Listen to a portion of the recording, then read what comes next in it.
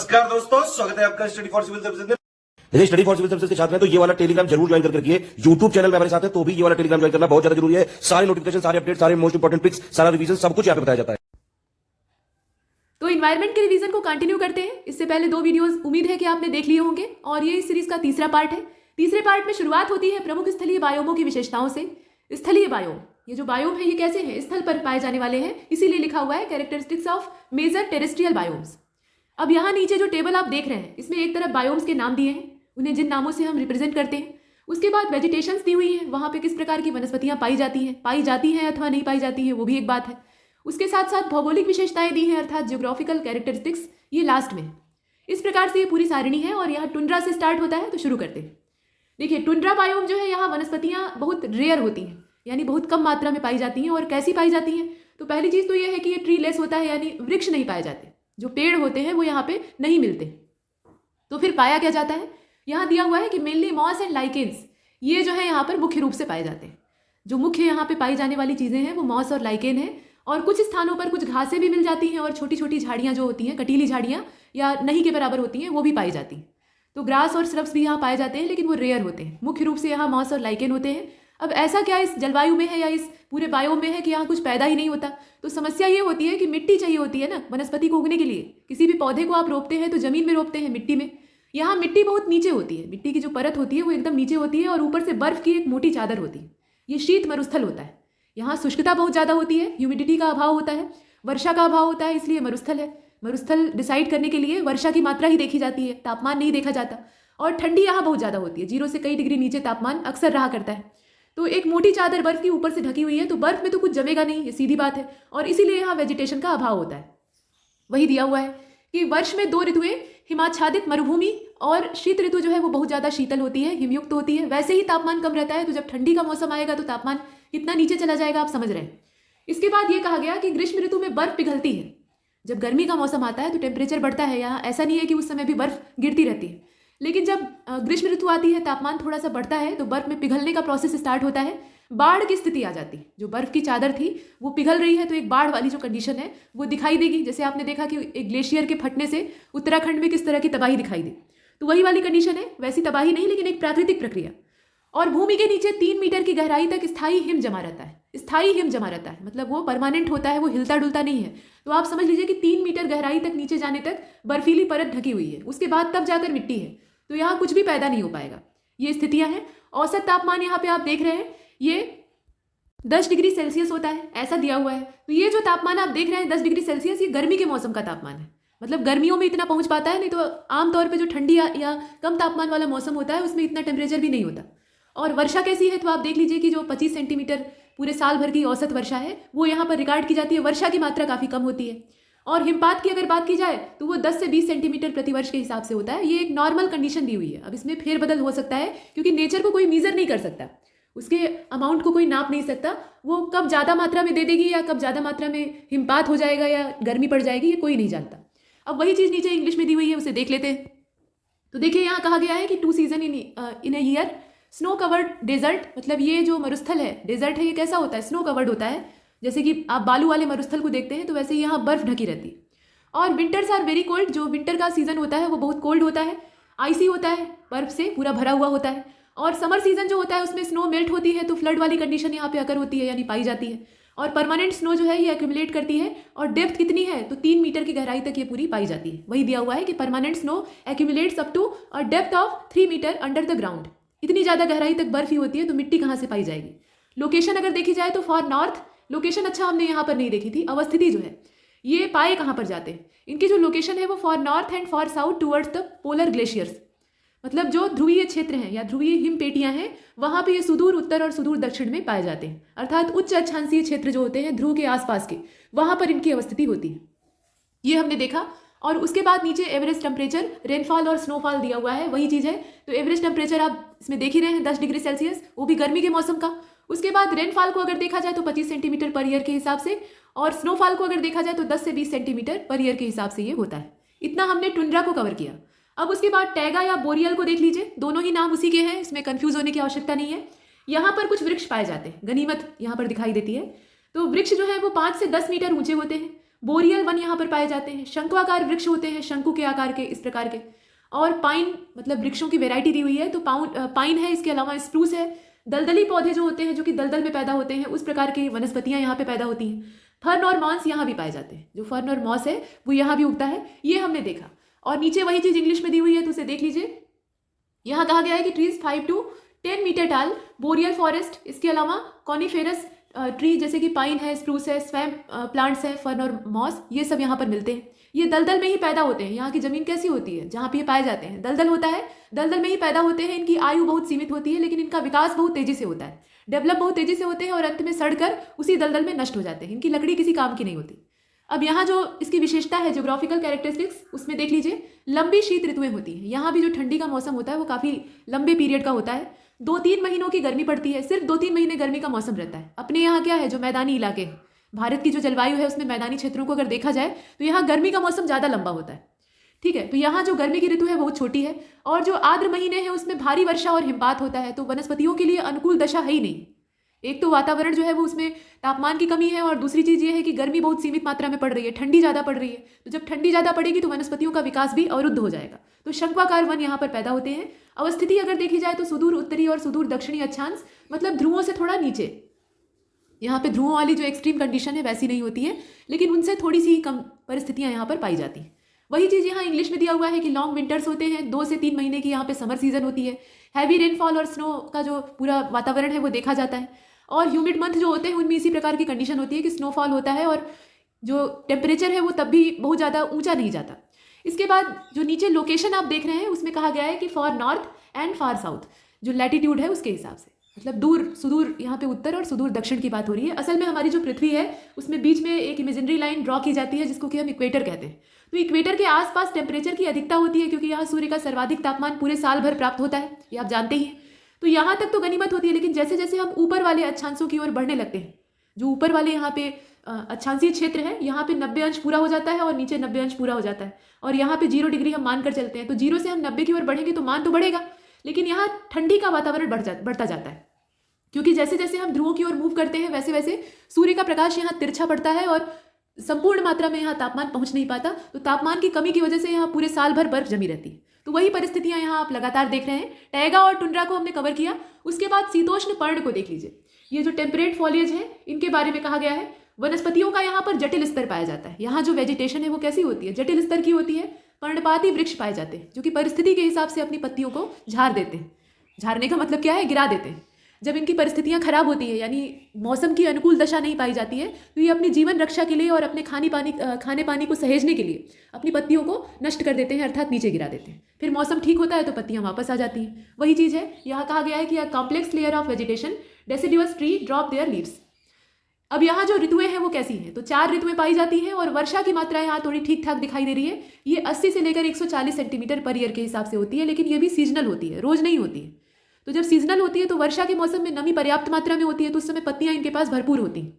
लेकिन जब वर्षा का अभाव होता है तो उस समय अपनी पत्तियां गिराकर जो वाष्पोत्सर्जन की क्रिया है उसको नियंत्रित करने का प्रयास करते हैं। इसके बाद आगे चलते हैं, यहाँ सवाना को देख लीजिए। तो सवाना वाला जो क्षेत्र होता है यानी बायोम होता है, उसमें अगर देखा जाए तो घासें पाई जाती हैं। ग्रासेस का यहाँ पर्याप्त मात्रा में पूरा अमाउंट देखा जाता है। झाड़ियाँ यहाँ पाई जाती हैं, छोटे छोटे वृक्ष यानी स्मॉल ट्रीज पाए जाते हैं, और वाइन्स भी पाई जाती हैं। लताएं भी यहाँ पर होती हैं, लेकिन वो सीमित होती हैं, बहुत ज़्यादा नहीं। यहाँ शुष्क पूरा मौसम होता है, ऐसा नहीं कि एकदम शुष्क मरुस्थल वाला होता है, लेकिन शुष्कता होती है। वर्षा की मात्रा अगर देखी जाए तो 90 से 150 ठीक ठाक बारिश हो जाती है। अवस्थिति अगर आप देखें तो उष्ण कटिबंधीय क्षेत्र से उपोष्ण कटिबंध तक ये फैले होते हैं। इनका छिटपुट विस्तार होता है, वो भी कॉन्टिनेंट के हिसाब से या जलवायु के हिसाब से परिवर्तित होता है। 3 ऋतुएं यहाँ पाई जाती हैं, इसको ध्यान दीजिएगा। तो वही चीज़ नीचे कहा गया है, dry rainfall 90 to 150 centimetre per year, यहाँ पे आप देख रहे हैं। और लोकेशन अगर देखा जाए तो फ्रॉम ट्रॉपिकल टू सब ट्रॉपिकल और 3 सीजन्स, ये सब इसकी विशेषताएं हैं। इसके बाद शीतोष्ण घास भूमियों को देखिए, यानी टेम्परेट ग्रासलैंड के बारे में कहा गया है। तो जैसा कि इसका नाम है, यहाँ पे ग्रासेस पाई जाती हैं, ग्रासलैंड, घास ही मिलेगी यहाँ पे, चारागाह। शीतोष्ण और उप आर्कटिक जो घास भूमियाँ होती हैं वो इसके अंतर्गत आती हैं, वो इसकी विशिष्टताएं हैं। अब यहाँ उसकी लोकेशन दे दिया है ताकि आप इसे बढ़िया तरीके से लोकेट कर सकें। तो सुदूर उत्तर में प्रेरी और स्टेपी तथा सुदूर दक्षिण में पंपास घास भूमियाँ। अभी जब हमने इस रिवीजन को स्टार्ट किया था तो एकदम शुरुआत में हमने ग्रासलैंड के बारे में ही पढ़ा था। वही चीज़ यहाँ दी हुई है, ये पंपास, प्रेरी और स्टेपीज, इनकी दिशाएं दी हुई है कि कहाँ पे उत्तर में कौन सी, दक्षिण में कौन सी, ये सब इसके अंतर्गत आती है। वर्षा की मात्रा अगर देखी जाए तो 25 से 70 सेंटीमीटर प्रतिवर्ष के हिसाब से होती है। घास भूमियाँ जो है वहाँ पे एक तरह से सदाबहार वनों जितनी वर्षा नहीं होती है और न ही एकदम से ध्रुवीय क्षेत्र वाली या मरुस्थलीय कंडीशन होती है, ये बीच की अवस्थाएं होती हैं। तो यहाँ पानी मिल जाता है, लेकिन पानी इतना पर्याप्त नहीं होता है कि दैत्याकार वृक्ष यहाँ पनप सके या पैदा हो सके। एक समय ऐसा जरूर रहा होगा पृथ्वी पर कि ये जो स्थान था, मतलब ग्रासलैंड वाला स्थान, ये बड़े बड़े वृक्षों से आच्छादित था, लेकिन समय के साथ वो वृक्ष नष्ट होते हैं और वहाँ की जलवायु बदलती है, क्योंकि वृक्ष भी जलवायु को प्रभावित करते हैं, आप जानते हैं। और वहाँ पर घासों का यानी छोटी छोटी वनस्पतियों का विकास होता है। तो आगे चलते हैं, इसमें देख लीजिए टेम्परेट एंड सब, यहाँ नीचे आप देख रहे हैं सब आर्कटिक ग्रासलैंड, और उसमें prairie steppes in the far north and pampas grassland in the far south, इनकी जो कंडीशन है वो दी हुई है। और रेनफॉल को अगर देखा जाए तो 25 से 70 सेंटीमीटर पर ईयर के हिसाब से यहाँ वर्षा होती है। उसके नीचे आप डेजर्ट को देखिए, मरुस्थल। तो मरुस्थल को निर्धारित कैसे किया जाता है? वर्षा की मात्रा के आधार पे, न कि टेम्परेचर के आधार पे। ये कुछ लोगों के दिमाग में धारणा होती है, हालांकि जो ज्योग्राफी को गहराई से जानता है वो ऐसा नहीं सोचेगा, लेकिन एक आम आदमी ये सोचता है कि मरुस्थल गर्म होते हैं, तपता हुआ रेगिस्तान, जबकि ऐसा नहीं है। और मरुस्थल में चूंकि पानी का अभाव होता है तो इस प्रकार की वनस्पतियां पैदा होती हैं। वनस्पतियां एक तो रेयर होती हैं, बहुत कम पाई जाती हैं, जो पैदा होती हैं वो जल का पर्याप्त मात्रा में संरक्षण करती हैं और इसीलिए उनकी जड़ें बहुत गहराई तक जाती हैं और ऊपर उनके पत्तियों का अभाव होता है, क्योंकि पत्तियां जितनी ज़्यादा मात्रा में और जितनी बड़ी बड़ी रहेंगी उतनी ही ज़्यादा मात्रा में वाष्पोत्सर्जन होगा। इसीलिए इनके तने मांसल होते हैं जो कि खाने पानी का भंडारण करते हैं, और इनकी पत्तियां या तो बहुत सिकुड़ी हुई छोटी छोटी होती हैं और नहीं तो कांटों में तब्दील हो जाती हैं। नागफनी को आप देख रहे हैं, कांटे ही कांटे होते हैं। तो इससे होता यह है कि इनका आकार छोटा है तो कोई जीव जंतु इनको नुकसान नहीं पहुंचा पाता कांटों के डर से, और ये अपने पानी का या अपने भोजन का संरक्षण भी कर लेते हैं, तो ये उसके हिसाब से अनुकूलित होते हैं। छोटी कटीली झाड़ियाँ जो कांटेदार होती हैं वो इस श्रेणी में आती हैं। अत्यंत शुष्क वातावरण होता है, वर्षा जब बहुत कम हो रही है तो शुष्क वातावरण तो होगा ही, मतलब वर्षा कैसी हो रही है तो 25 सेंटीमीटर प्रतिवर्ष या उससे भी कम होती है, ये परिस्थिति के हिसाब से निर्भर करता है। और मुख्यतः अयनवर्ती क्षेत्र, लेकिन कुछ स्थानों पर शीतोष्ण कटिबंध में भी ये पाए जाते हैं। अयनवर्ती क्षेत्र ये ज़्यादातर होते हैं जहाँ मरुस्थल पाए जाते हैं, लेकिन कुछ जो कंडीशन है या कुछ मरुस्थलों की स्थिति है वो शीतोष्ण कटिबंध में भी होती है। कुल मिलाकर सारा जो दारोमदार है वो वर्षा पर निर्भर करता है। तो एक्सट्रीमली ड्राई ये होते हैं, रेनफॉल जो है वो less than 25 centimetre per year के हिसाब से यहाँ प्राप्त होता है, और mainly in the ionic region but also in the some temperate zone, कुछ जो टेम्परेट जोन होते हैं वहाँ भी इनकी कंडीशन देखी जाती है। इसके बाद अब उष्णकटिबंधीय वर्षा वनों को देख लीजिए, जो कि प्रकृति में फेफड़ों का निर्माण करते हैं, अर्थात जो बड़े बड़े सदाबहार वृक्ष हैं वो यहाँ पर पैदा होते हैं। तो बड़े वृक्ष पैदा होते हैं, पानी की इन्हें कोई कमी नहीं रहती है, एकदम भर भर कर पानी मिलता है, रोज मिलता है। चौड़ी पत्ती वाले होते हैं, इनके पास कोई ऐसी समस्या नहीं है कि इन्हें पानी बचाना है। जैसे होता है ना कि एक आम आदमी होता है जिसकी कि इनकम सीमित होती है, तो इनकम जब सीमित होती है तो वो बचा बचा कर खर्च करता है, पूरा बजट अपना एकदम स्ट्रिक्टली फॉलो करेगा और उतना ही खर्चा करेगा जितना उसने डिसाइड किया था। लेकिन एक धनी आदमी है तो उसके पास पैसे की कोई कमी नहीं है, तो कभी कभी बहुत बड़ा इन्वेस्टमेंट ऐसे ही कर देता है बिना सोचे समझे, हालांकि वो भी बजट बनाता है, ऐसा नहीं है। तो यहाँ वही कंडीशन है। ये जो है वृक्ष आपको दिखाई दे रहे हैं, ये इस मामले में काफ़ी अमीर हैं, इनके पास पानी की कोई कमी नहीं है, और यही कारण है कि इनकी खूब चौड़ी चौड़ी पत्तियाँ होती हैं और ये हमेशा हरे भरे रहते हैं, सदाबहार इन्हें कहा जाता है। और ये इतने ऊंचे ऊंचे होते हैं, दैत्याकार होते हैं और इतने घनी छाया वाले होते हैं कि कैनोपी काफ़ी ऊंची होती है कि ये सूर्य के प्रकाश को पृथ्वी तक पहुंचने ही नहीं देते। जिस समय ये उगे रहे होंगे तो एक साथ इनका डेवलपमेंट हुआ, मतलब जितने उगे एक साथ वृक्ष वो एक साथ बढ़ते चले गए, और उसके बाद अब जो समय वर्तमान में चल रहा है, वृक्ष को विकसित होने में भी अच्छा समय लगता है और इसकी उम्र लंबी होती है, आप जानते हैं। तो इनके विकास के बाद अब जो छोटी वनस्पतियां हैं उनके लिए यहाँ पर कोई गुंजाइश नहीं है, क्योंकि नीचे जब सूर्य का प्रकाश नहीं पहुंच पाएगा तो विकास कैसे होगा। और यही कारण है कि यहाँ छोटी जो स्तरीय वनस्पतियां होती हैं उनका अभाव होता है। हाँ, लताएं पाई जाती हैं, जो वाइन्स होती हैं वो यहाँ पे पाई जाती हैं, और लताएं करती क्या है, वो बड़ी चालाक होती हैं, नीचे अपनी जड़ जमा लेंगी और सूर्य के प्रकाश के लिए वो वृक्ष को लपेट लेंगी और उनके ऊपर चढ़कर जहाँ तक उसकी ऊंचाई है वहाँ तक जाकर अपना प्रकाश संश्लेषण वाला काम कर लेंगी। इस प्रकार से होता है। तो वही दिया हुआ है, इसमें कहा गया है कि बड़े वृक्ष होते हैं, चौड़ी पत्ती वाले सदाबहार वन होते हैं, धरातल पर सूर्य का प्रकाश नहीं पहुंच पाता, इसलिए धरातलीय वनस्पतियां कम पाई जाती हैं, ध्यान दीजिएगा, लेकिन लताएं पर्याप्त मात्रा में पाई जाती हैं। और वृक्ष की ऊंचाई देख लीजिए 30 से 40 मीटर। और आपने कार्बोनिफेरस के आसपास का जो समय था पीछे का पृथ्वी के विकास की अवस्थाओं का, उसमें देखा होगा कि 60 मीटर से भी ज़्यादा ऊंचे वृक्ष पैदा हुए थे। तो यहाँ 30 से 40 मीटर जो ऊंचे वृक्ष हैं उनका विकास होता है। और यहाँ अगर जियोग्राफिकल कैरेक्टरिस्टिक्स को आप देखिए तो इसमें कहा गया है कि अत्यंत आर्द्र जलवायु होती है, भारी वर्षा लगभग रोज ही होती है, मृदा में पोषक तत्वों का अभाव होता है। कभी कभी ऐसा क्वेश्चन आता है यूपीएससी या यूपीपीसीएस में कि अगर जितने भी सदाबहार वन हैं यानी जो पूरे रेन फॉरेस्ट हैं उनको साफ कर दिया जाए और वहाँ पे फिर से पौधे उगाने का प्रयास किया जाए, या वहाँ पे कल्टीवेशन का काम कर लिया जाए, क्योंकि वो बहुत बड़े एरिया को कवर किए, तो वहाँ पैदावार अच्छी होगी। बताइए ये सही है या गलत? तो वहाँ पैदावार बिल्कुल अच्छी नहीं होगी, क्योंकि जो मिट्टी होती है उसमें पोषक तत्वों का सर्वथा अभाव होता है। वो पहले के समय में पोषक तत्व थे जिनको प्राप्त करके वो ऊंचे ऊंचे वृक्ष विकसित हो चुके, लेकिन तत्काल में वहाँ मौजूद नहीं है। वो मृदा की अंतिम जो नीचे की परत होती है वहाँ पहुँच गए, ऊपरी परत में मौजूद नहीं है, इसलिए वहाँ कुछ भी बढ़िया नहीं होगा। ये चीज़ है। और इसी के बारे में कहा गया है तापमान वर्ष भर स्थिर रहता है, एक जैसा रहता है और गर्म मौसम उमस वाला होता है और इनकी अवस्थिति भूमध्य रेखा के आसपास होती है, यानी इक्वेटर के आसपास ऐसी कंडीशन पाई जाएगी। और कर्क और मकर रेखाओं के बीच में जो ट्रॉपिक ऑफ कैंसर और ट्रॉपिक ऑफ कैप्रिकॉर्न है उसके बीच में जो पेटी होती है पूरी भूमध्य रेखा वाली, उसमें इनकी अवस्थिति होती है। वही चीज़ यहाँ पर इंग्लिश में दिया हुआ है, उसे देख लीजिए। तो लार्ज ट्रीज पाए जाते हैं, ब्रॉड लेवल जो ब्रॉड लीव एवरीग्रीन फॉरेस्ट है वो यहाँ पर मिलता है और यहाँ सनलाइट जो है वो सरफेस तक, अर्थ के सरफेस तक नहीं पहुँच पाती है, इसी वजह से वेजिटेशन यहाँ पे बहुत लेस अमाउंट में होती है। लेकिन वाइन्स पाई जाती हैं जो कि वृक्ष को चारों ओर से लपेट कर ऊपर जाकर अपना फोटोसिंथेसिस वाला काम कर लेती हैं। और वृक्षों की ऊंचाई दी हुई है कि ये up to 30 to 40 metre height वाले होते हैं, ऐसा दिया हुआ है। अब यहाँ एक्सट्रीमली ह्यूमिड जो क्लाइमेट है वो पाया जाता है, हैवी रेनफॉल होता है, lack of nutrients in soil, जो मृदा की ऊपरी परत होती है उसमें न्यूट्रिएंट्स का लैक होता है, स्टेबल टेम्परेचर होता है और थ्रू आउट द ईयर पूरे साल भर वो ऐसे ही बना रहता है।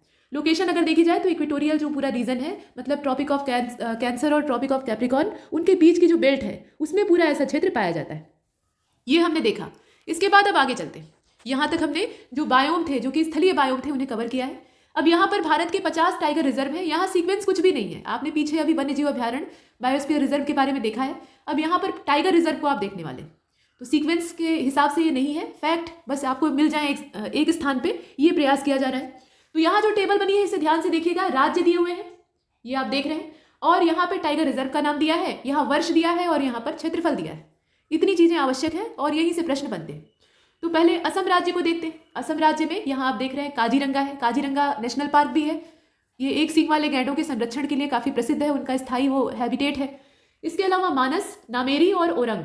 और बाघों की तादाद भारत में बहुत अच्छी खासी है, ये आप जानते ही हैं। बाघ गणना जो पिछली वाली 2018 में रिसर्च किया गया था, 19 में जारी किया गया था आंकड़ा, तो वो वाली जो रिपोर्ट थी उसमें ये दर्शाया गया था कि पूरे विश्व में बाघों की बहुत अच्छी तादाद हमारे यहाँ पाई जाती है और सर्वाधिक बाघ मध्य प्रदेश में है, ये भी आपने देखा था।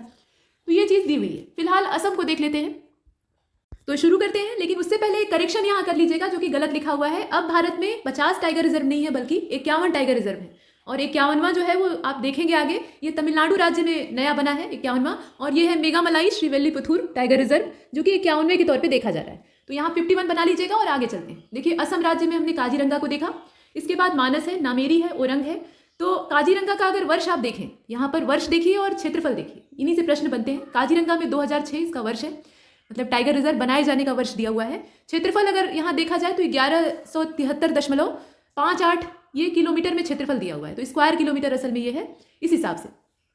मतलब यहाँ पे असम राज्य में पहला जो टाइगर रिजर्व है वो काजीरंगा है, 2006 ये इसका वर्ष है, और 1173.58 स्क्वायर किलोमीटर ये इसका विस्तार है।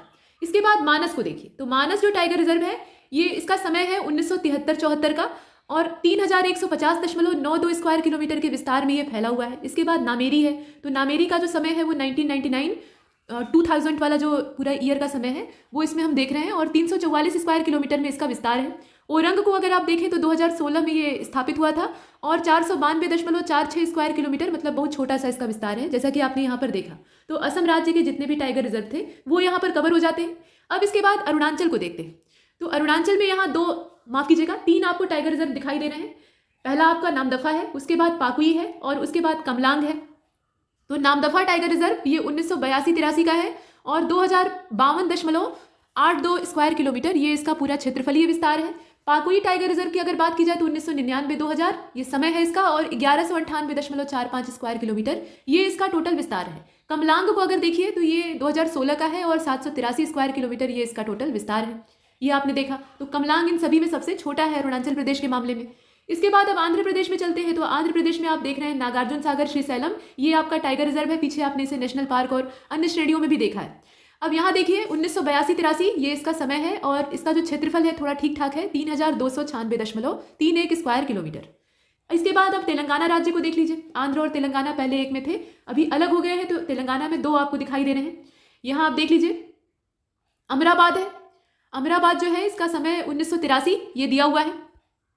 यहाँ अमराबाद को आप देख लीजिए 1983 ये इसका समय है, और 2611.39 स्क्वायर किलोमीटर ये इसका विस्तार है। कांवल ये भी तेलंगाना का ही है, और इसका समय है 2011, इसका जो पूरा विस्तार है वो 2019.12 स्क्वायर किलोमीटर इतना टोटल है, इसे आपने देखा।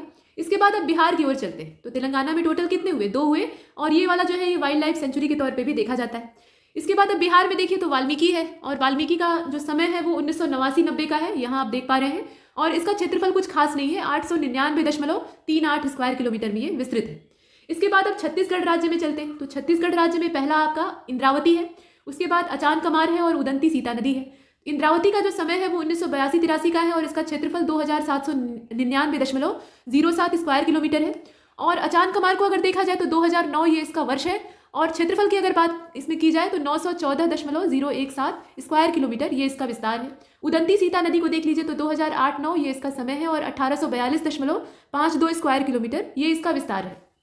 तो किस राज्य में कौन सा टाइगर रिजर्व ज़्यादा बड़ा है या कौन सा सबसे छोटा है ये भी देख लीजिएगा। यहाँ क्षेत्रफल के आंकड़े रटने की आवश्यकता नहीं है, बड़ा छोटा बस आपको इसमें देखना है, इसीलिए ये आंकड़े दिए हुए हैं। इसके बाद अब झारखंड में चलते हैं। तो झारखंड में पलामू टाइगर रिजर्व है, और इसका जो समय है इसे ऊपर कर लेते हैं और आराम से देखते हैं। तो पलामू टाइगर रिजर्व का जो टाइम है वो 1973-74 का है, और 1129.93 स्क्वायर किलोमीटर के दायरे में ये विस्तृत है। कर्नाटक में चलते हैं। तो कर्नाटक में आप देख रहे हैं बांदीपुर है। बांदीपुर का जो समय है वो 1973-74 का है, और 1456.3 स्क्वायर किलोमीटर ये इसका विस्तार है। नागरहोले या नागरहोल जिसे कहा जाता है ये 1999-2000 का है, और 1205.76 स्क्वायर किलोमीटर ये इसका टोटल विस्तार है। यहाँ पर आप नागरहोल को देख रहे हैं, ये रहा। उसके बाद नीचे देखिए भद्रा। तो भद्रा जो है इसका समय 1998-99 का है, और 1064.29 स्क्वायर किलोमीटर ये इसका विस्तार है। दांडेली अंशी ये जो टाइगर रिजर्व है ये सन 2007 का है, और यहाँ इसका जो क्षेत्रफलीय विस्तार है वो 1097.514 इस प्रकार से स्क्वायर किलोमीटर में दिया हुआ है।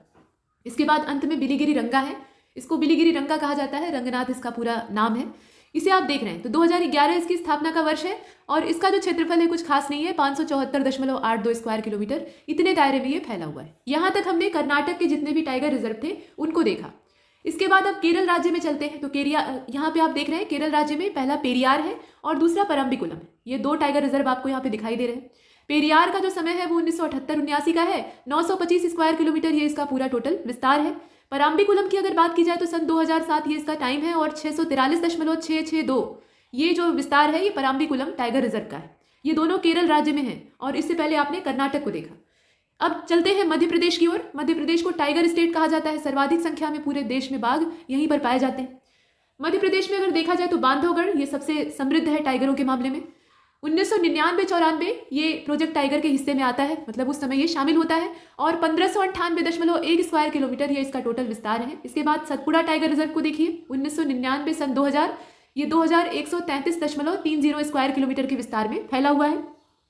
कान्हा टाइगर रिजर्व को देखिएगा तो कान्हा टाइगर रिजर्व जो है ये 1973-74 का है, और 2051.791 स्क्वायर किलोमीटर ये इसका टोटल विस्तार है। पन्ना टाइगर रिजर्व की ओर चलते हैं। तो पन्ना टाइगर रिजर्व 1994-95 ये इसका टाइम पीरियड है, और 1578.55 स्क्वायर किलोमीटर ये इसका विस्तार है। तो इन आंकड़ों को देखकर घबराइएगा नहीं। हाँ, स्थापना का वर्ष तो आपको याद करना पड़ेगा, लेकिन आंकड़ों में सिर्फ इतना देखना है कि कौन सा कम है और कौन सा ज़्यादा है, किस राज्य में कौन सा सबसे छोटा है और कौन सा सबसे बड़ा है। इसके बाद अब पेंच की ओर चलते हैं। तो पेंच जो टाइगर रिजर्व है इसका समय 1992-93 का है, 1179.63 स्क्वायर किलोमीटर ये पेंच का विस्तार है। इसके बाद संजय दुबरी ये जो आपको दिखाई दे रहा है ये सन 2008 का है, और इसका विस्तार है 1674.52 स्क्वायर किलोमीटर। ये हमने टाइगर स्टेट को देखा, यानी मध्य प्रदेश को देखा। अब इसके बाद महाराष्ट्र की ओर चलते हैं, मध्य प्रदेश का पड़ोसी। महाराष्ट्र में अगर देखा जाए तो यहाँ मेलघाट आप देख रहे हैं, पेंच यहाँ भी देख रहे हैं, तडोबा अंधेरी देख रहे हैं, सह्याद्री है, और नवेगांव नगजीरा है, इसके अलावा बोर है। ये सब टाइगर रिजर्व महाराष्ट्र में अवस्थित है। तो पहले देखते हैं मेलघाट को, और मेलघाट का जो समय है वो 1973-74 का है। ये पुराने वाले हैं, पहले के हैं, कुछ बाद में आए हैं तो उनको भी हम देखते हैं। तो 1973-74 और 2768.52 स्क्वायर किलोमीटर ये इसका मतलब मेलघाट का टोटल विस्तार है। इसके बाद पेंच टाइगर रिजर्व को देख लीजिएगा, तो इसमें 1992-93 ये इसका वर्ष है, और 741.22 स्क्वायर किलोमीटर में इसका टोटल विस्तार है। तडोबा अंधेरी को देखिए, 1993-94 ये इसका वर्ष है, और 1727.59 स्क्वायर किलोमीटर ये इसका टोटल विस्तार है। सह्याद्री टाइगर रिजर्व को देखिएगा तो 2008-9 ये इसका समय है, 1165.57 ये इसका पूरा स्क्वायर किलोमीटर में विस्तार है, क्षेत्रफल दिया हुआ है। इसके बाद नवेगांव नगजीरा या नागजीरा इसको कहा जाता है, तो ये नया है, और इसका जो समय है वो 2013 है, और क्षेत्रफल कुछ खास नहीं है, ये दिया हुआ है 653.67 स्क्वायर किलोमीटर, ऐसा आपने देखा। उसके बाद देख लीजिए लास्ट वाला बोर, तो बोर सबसे छोटा है। इसमें आप देख लीजिए महाराष्ट्र में सबसे छोटा टाइगर रिजर्व कौन सा है, बोर है, और इसकी स्थापना का वर्ष है सन 2010। इस प्रकार से हमने देखा। तो सबसे पुराना कौन है, सबसे बड़ा कौन है, सबसे छोटा कौन है और सबसे नया कौन है, ये आपको देखना है। इसके बाद अब मिजोरम में देखिए, फिर से एक बार पूर्वोत्तर की सैर करते हैं, दक्कन के पठार को यहीं छोड़ देते हैं। तो यहाँ पे दम्फा टाइगर रिजर्व जो है ये 1994-95 में इस्टेब्लिश हुआ था, मतलब प्रोजेक्ट टाइगर के अंतर्गत आया था, और 988 स्क्वायर किलोमीटर ये इसका टोटल विस्तार है। ये हमने दम्फा को देखा, ये एकमात्र है मिजोरम का, यहाँ पे हमने मिजोरम को कंप्लीट किया। इसके बाद अब पश्चिम की ओर चलते हैं, अर्थात राजस्थान को देख लेते हैं। तो राजस्थान में 3 आप देख सकते हैं, रणथंभौर है, सरिस्का है और मुकुंदरा हिल्स है। तो रणथंभौर की अगर बात की जाए तो 1973-74 ये इसकी स्थापना का वर्ष है, और क्षेत्रफल अगर देखा जाए तो 1411.29 स्क्वायर किलोमीटर ये इसका टोटल क्षेत्रफल है, अर्थात विस्तार है। सरिस्का टाइगर रिजर्व को देखिए, तो यहाँ पर 1978-79 ये इसका टाइम पीरियड है, और 1213.34 स्क्वायर किलोमीटर ये इसका टोटल विस्तार। इसके बाद मुकुंदरा हिल्स को देखिएगा तो 2013 ये इसकी स्थापना का वर्ष है, मतलब प्रोजेक्ट टाइगर के अंतर्गत आने का समय है, और 759.99 स्क्वायर किलोमीटर, मतलब एक मोटे तौर पे 760 स्क्वायर किलोमीटर ये इसका टोटल विस्तार है। तो इन तीनों टाइगर रिजर्व में सबसे छोटा मुकुंदरा हिल है, और सबसे बड़े साइज का कौन है, रणथंभौर है, ये आपने देखा। अब इसके बाद उत्तर प्रदेश की ओर चलते हैं। तो उत्तर प्रदेश में दुधवा है, इसका विस्तार भी किया जा रहा है, मतलब ये पहले से ही टाइगर रिजर्व। इसका जो समय है उसे आप देख रहे हैं 1987-88, और इसका क्षेत्रफल काफ़ी ठीक ठाक है, 2201.77। और पीलीभीत टाइगर रिजर्व ये भी यूपी का ही है, 2014 ये बाद वाला है, और ये छोटा सा है, 730.24 स्क्वायर किलोमीटर में ये फैला हुआ है। उत्तर प्रदेश में टोटल कितने हैं, 2 हैं अभी तक, और नया इसमें जुड़ता है तो उसे आप इसमें अटैच कर सकते हैं, ये तो करेक्शन होता रहता है, फिलहाल की यही स्थिति है। इसके बाद अब उत्तराखंड में चलते हैं। तो उत्तराखंड में अमनगढ़ है, जिम कार्बेट है और राजाजी नेशनल पार्क है। अमनगढ़ टाइगर रिजर्व की अगर बात की जाए तो इसका जो समय है उसे आप देख लीजिए, ये सन 2012 है, और ये काफ़ी छोटा सा है, 80.6। अमानगढ़ भी इसको कहा जाता है। ये वाला जो है ये सबसे छोटा भी है और सबसे नया भी है, बाकी दोनों बहुत पुराने हैं। जिम कार्बेट तो बहुत पुराना नेशनल पार्क भी है, सबसे पहला वाला। तो जिम कार्बेट ये टाइगर रिजर्व के तौर पे भी है 1973-74 से, और 1288.31 स्क्वायर किलोमीटर के विस्तार में ये फैला हुआ है। राजाजी नेशनल पार्क ये भी टाइगर रिजर्व के तौर पे यहाँ संरक्षित किया गया है, मतलब बाघ आरक्षित क्षेत्र है, और 1983 ये इसका समय है टाइगर प्रोजेक्ट टाइगर के अंतर्गत आने का। ये स्थापना का समय नहीं है, ये प्रोजेक्ट टाइगर के अंतर्गत शामिल किए जाने का वर्ष है, उसे आप देख रहे हैं। और 1075.17 स्क्वायर किलोमीटर के विस्तार में ये फैला हुआ है। इस प्रकार से आपने देखा।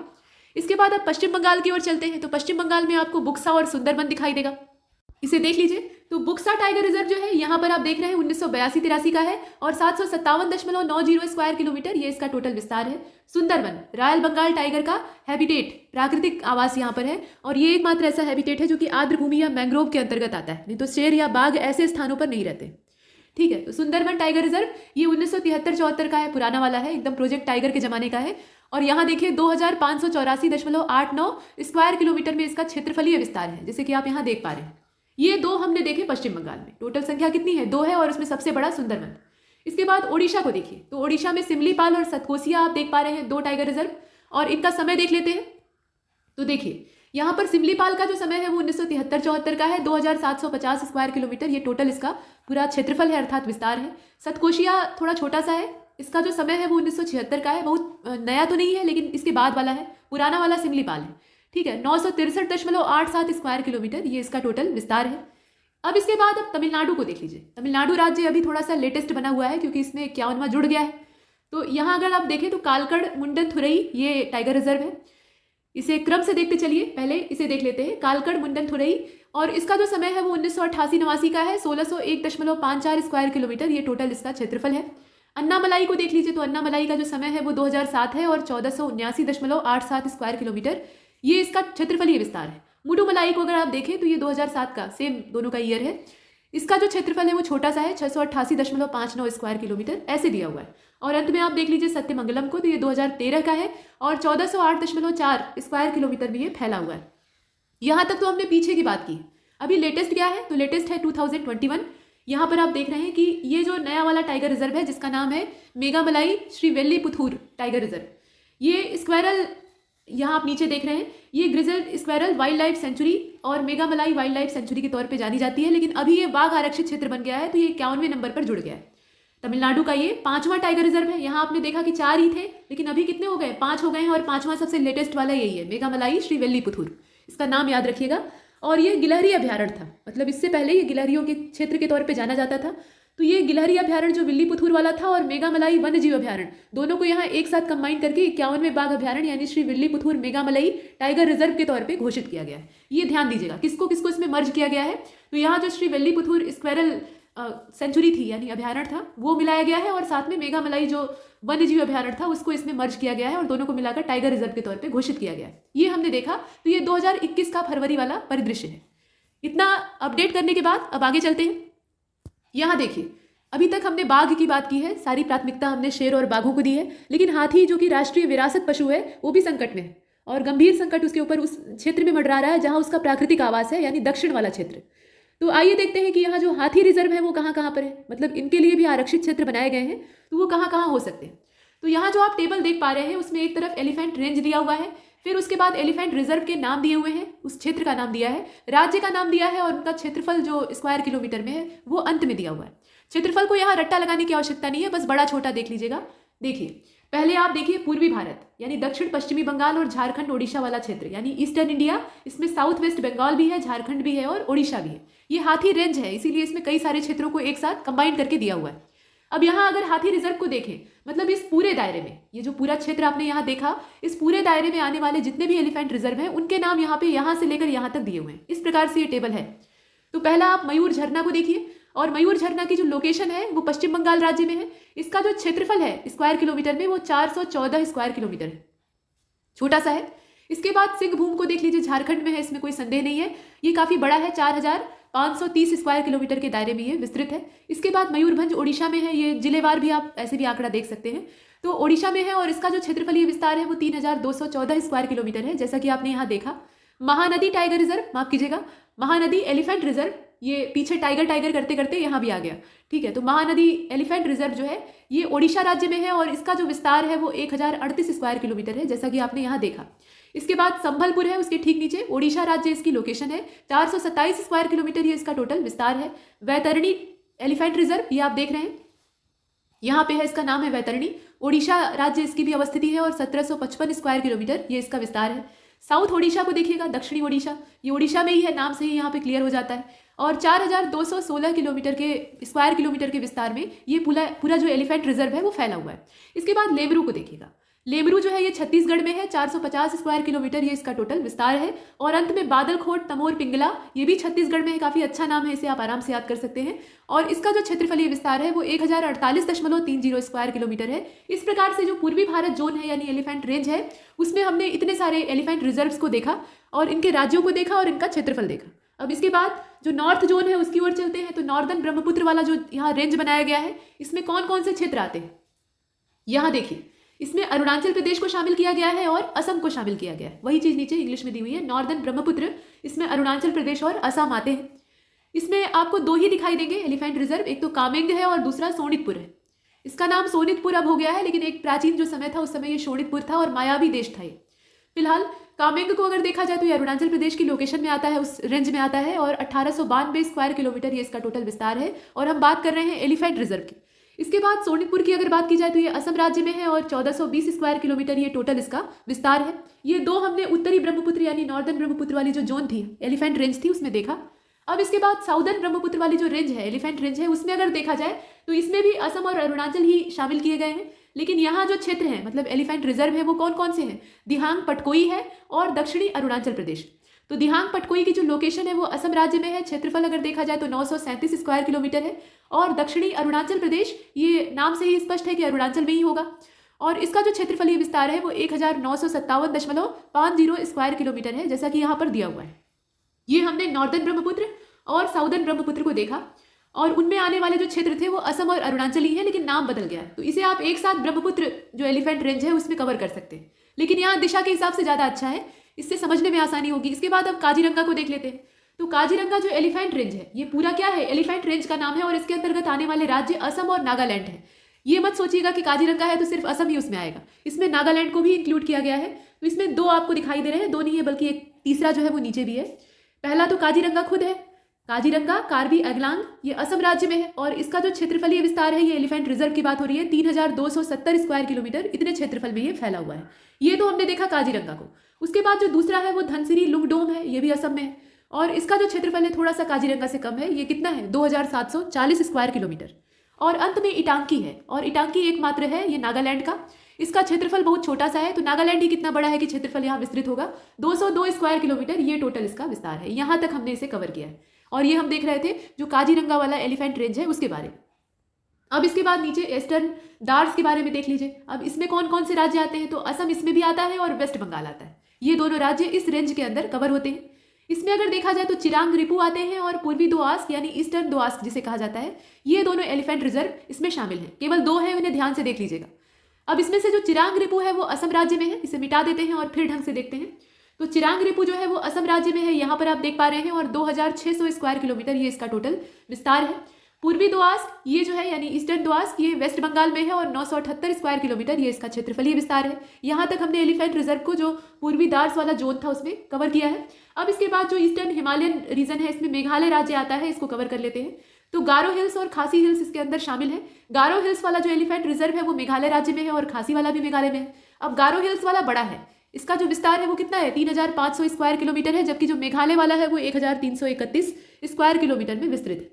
यहाँ तक हमने ईस्टर्न हिमालयन रीजन को कवर किया है। इसके बाद अब नीलगिरी, पूर्वी घाट, कर्नाटक, केरल, तमिलनाडु और आंध्र ये सब इसमें कवर होते हैं, यानी पूरे दक्षिण के जो महत्वपूर्ण राज्य हैं वो यहाँ पर इसके दायरे में आते हैं। जो एलिफेंट यहाँ पे रेंज है या जोन आप कह सकते हैं, उसका नाम क्या है? नीलगिरी पूर्वी घाट या ईस्टर्न घाट। अब इसमें जो राज्य हैं उन्हें आपने देखा कर्नाटक, केरल, तमिलनाडु, आंध्र, लेकिन जो एलिफेंट रिजर्व है वो कौन कौन से हैं? तो मैसूर, वायनाड, नीलगिरी और रायल, ये जो आपको इतने दिखाई दे रहे हैं, ये जितने भी हैं सब एलिफेंट रिजर्व इस रेंज के अंदर या इस जोन के अंतर्गत आते हैं। अब इन्हें एक क्रम से राज्यवार देख लेते हैं। तो आइए देखते हैं। इसमें मैसूर जो है ये कर्नाटक का हिस्सा है, और इसका जो क्षेत्रफलीय विस्तार है वो 6724 स्क्वायर किलोमीटर है। इसके बाद वायनाड आप जानते ही हैं, केरल, और 1200 स्क्वायर किलोमीटर ये इसका क्षेत्रफलीय विस्तार है। इसके बाद नीलगिरी को आप देख लीजिए, तो तमिलनाडु राज्य इसकी लोकेशन है, और 4663 स्क्वायर किलोमीटर ये इसका टोटल क्षेत्रफलीय विस्तार है। इसके बाद रॉयल जो एलिफेंट रिजर्व है, रॉयल शब्द आता है तो हमारे दिमाग में बाघ घूमने लगता है, लेकिन यहाँ बात हेरिटेज एनिमल की यानी एलिफेंट की हो रही है। तो रॉयल जो एलिफेंट रिजर्व है ये आंध्र प्रदेश का है, और 766 स्क्वायर किलोमीटर के दायरे में ये फैला हुआ है। यहाँ तक हमने देखा। अब इसके बाद नीचे चलते हैं, तो यहाँ अभी आपने नीलगिरी ईस्टर्न घाट वाला रीजन देखा है। नीचे दक्षिणी नीलगिरी है यानी साउदर्न नीलगिरी, और इसमें सिर्फ केरल और तमिलनाडु ही आते हैं। इसके अंतर्गत 2 ही स्टेट कवर होते हैं, केरल और तमिलनाडु। तो आइए देखते हैं इसमें कौन सा है।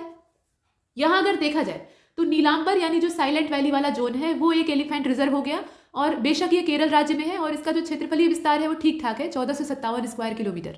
अब हाथी जैसे जंतु को अगर संरक्षित किया जा रहा है तो इसके लिए थोड़ा बढ़िया क्षेत्रफल नहीं रहेगा तो फिर बात ही क्या है, क्योंकि हाथी को घूमने, टहलने, खेलने और पानी में नहाने के लिए अच्छा खासा स्पेस चाहिए होता है।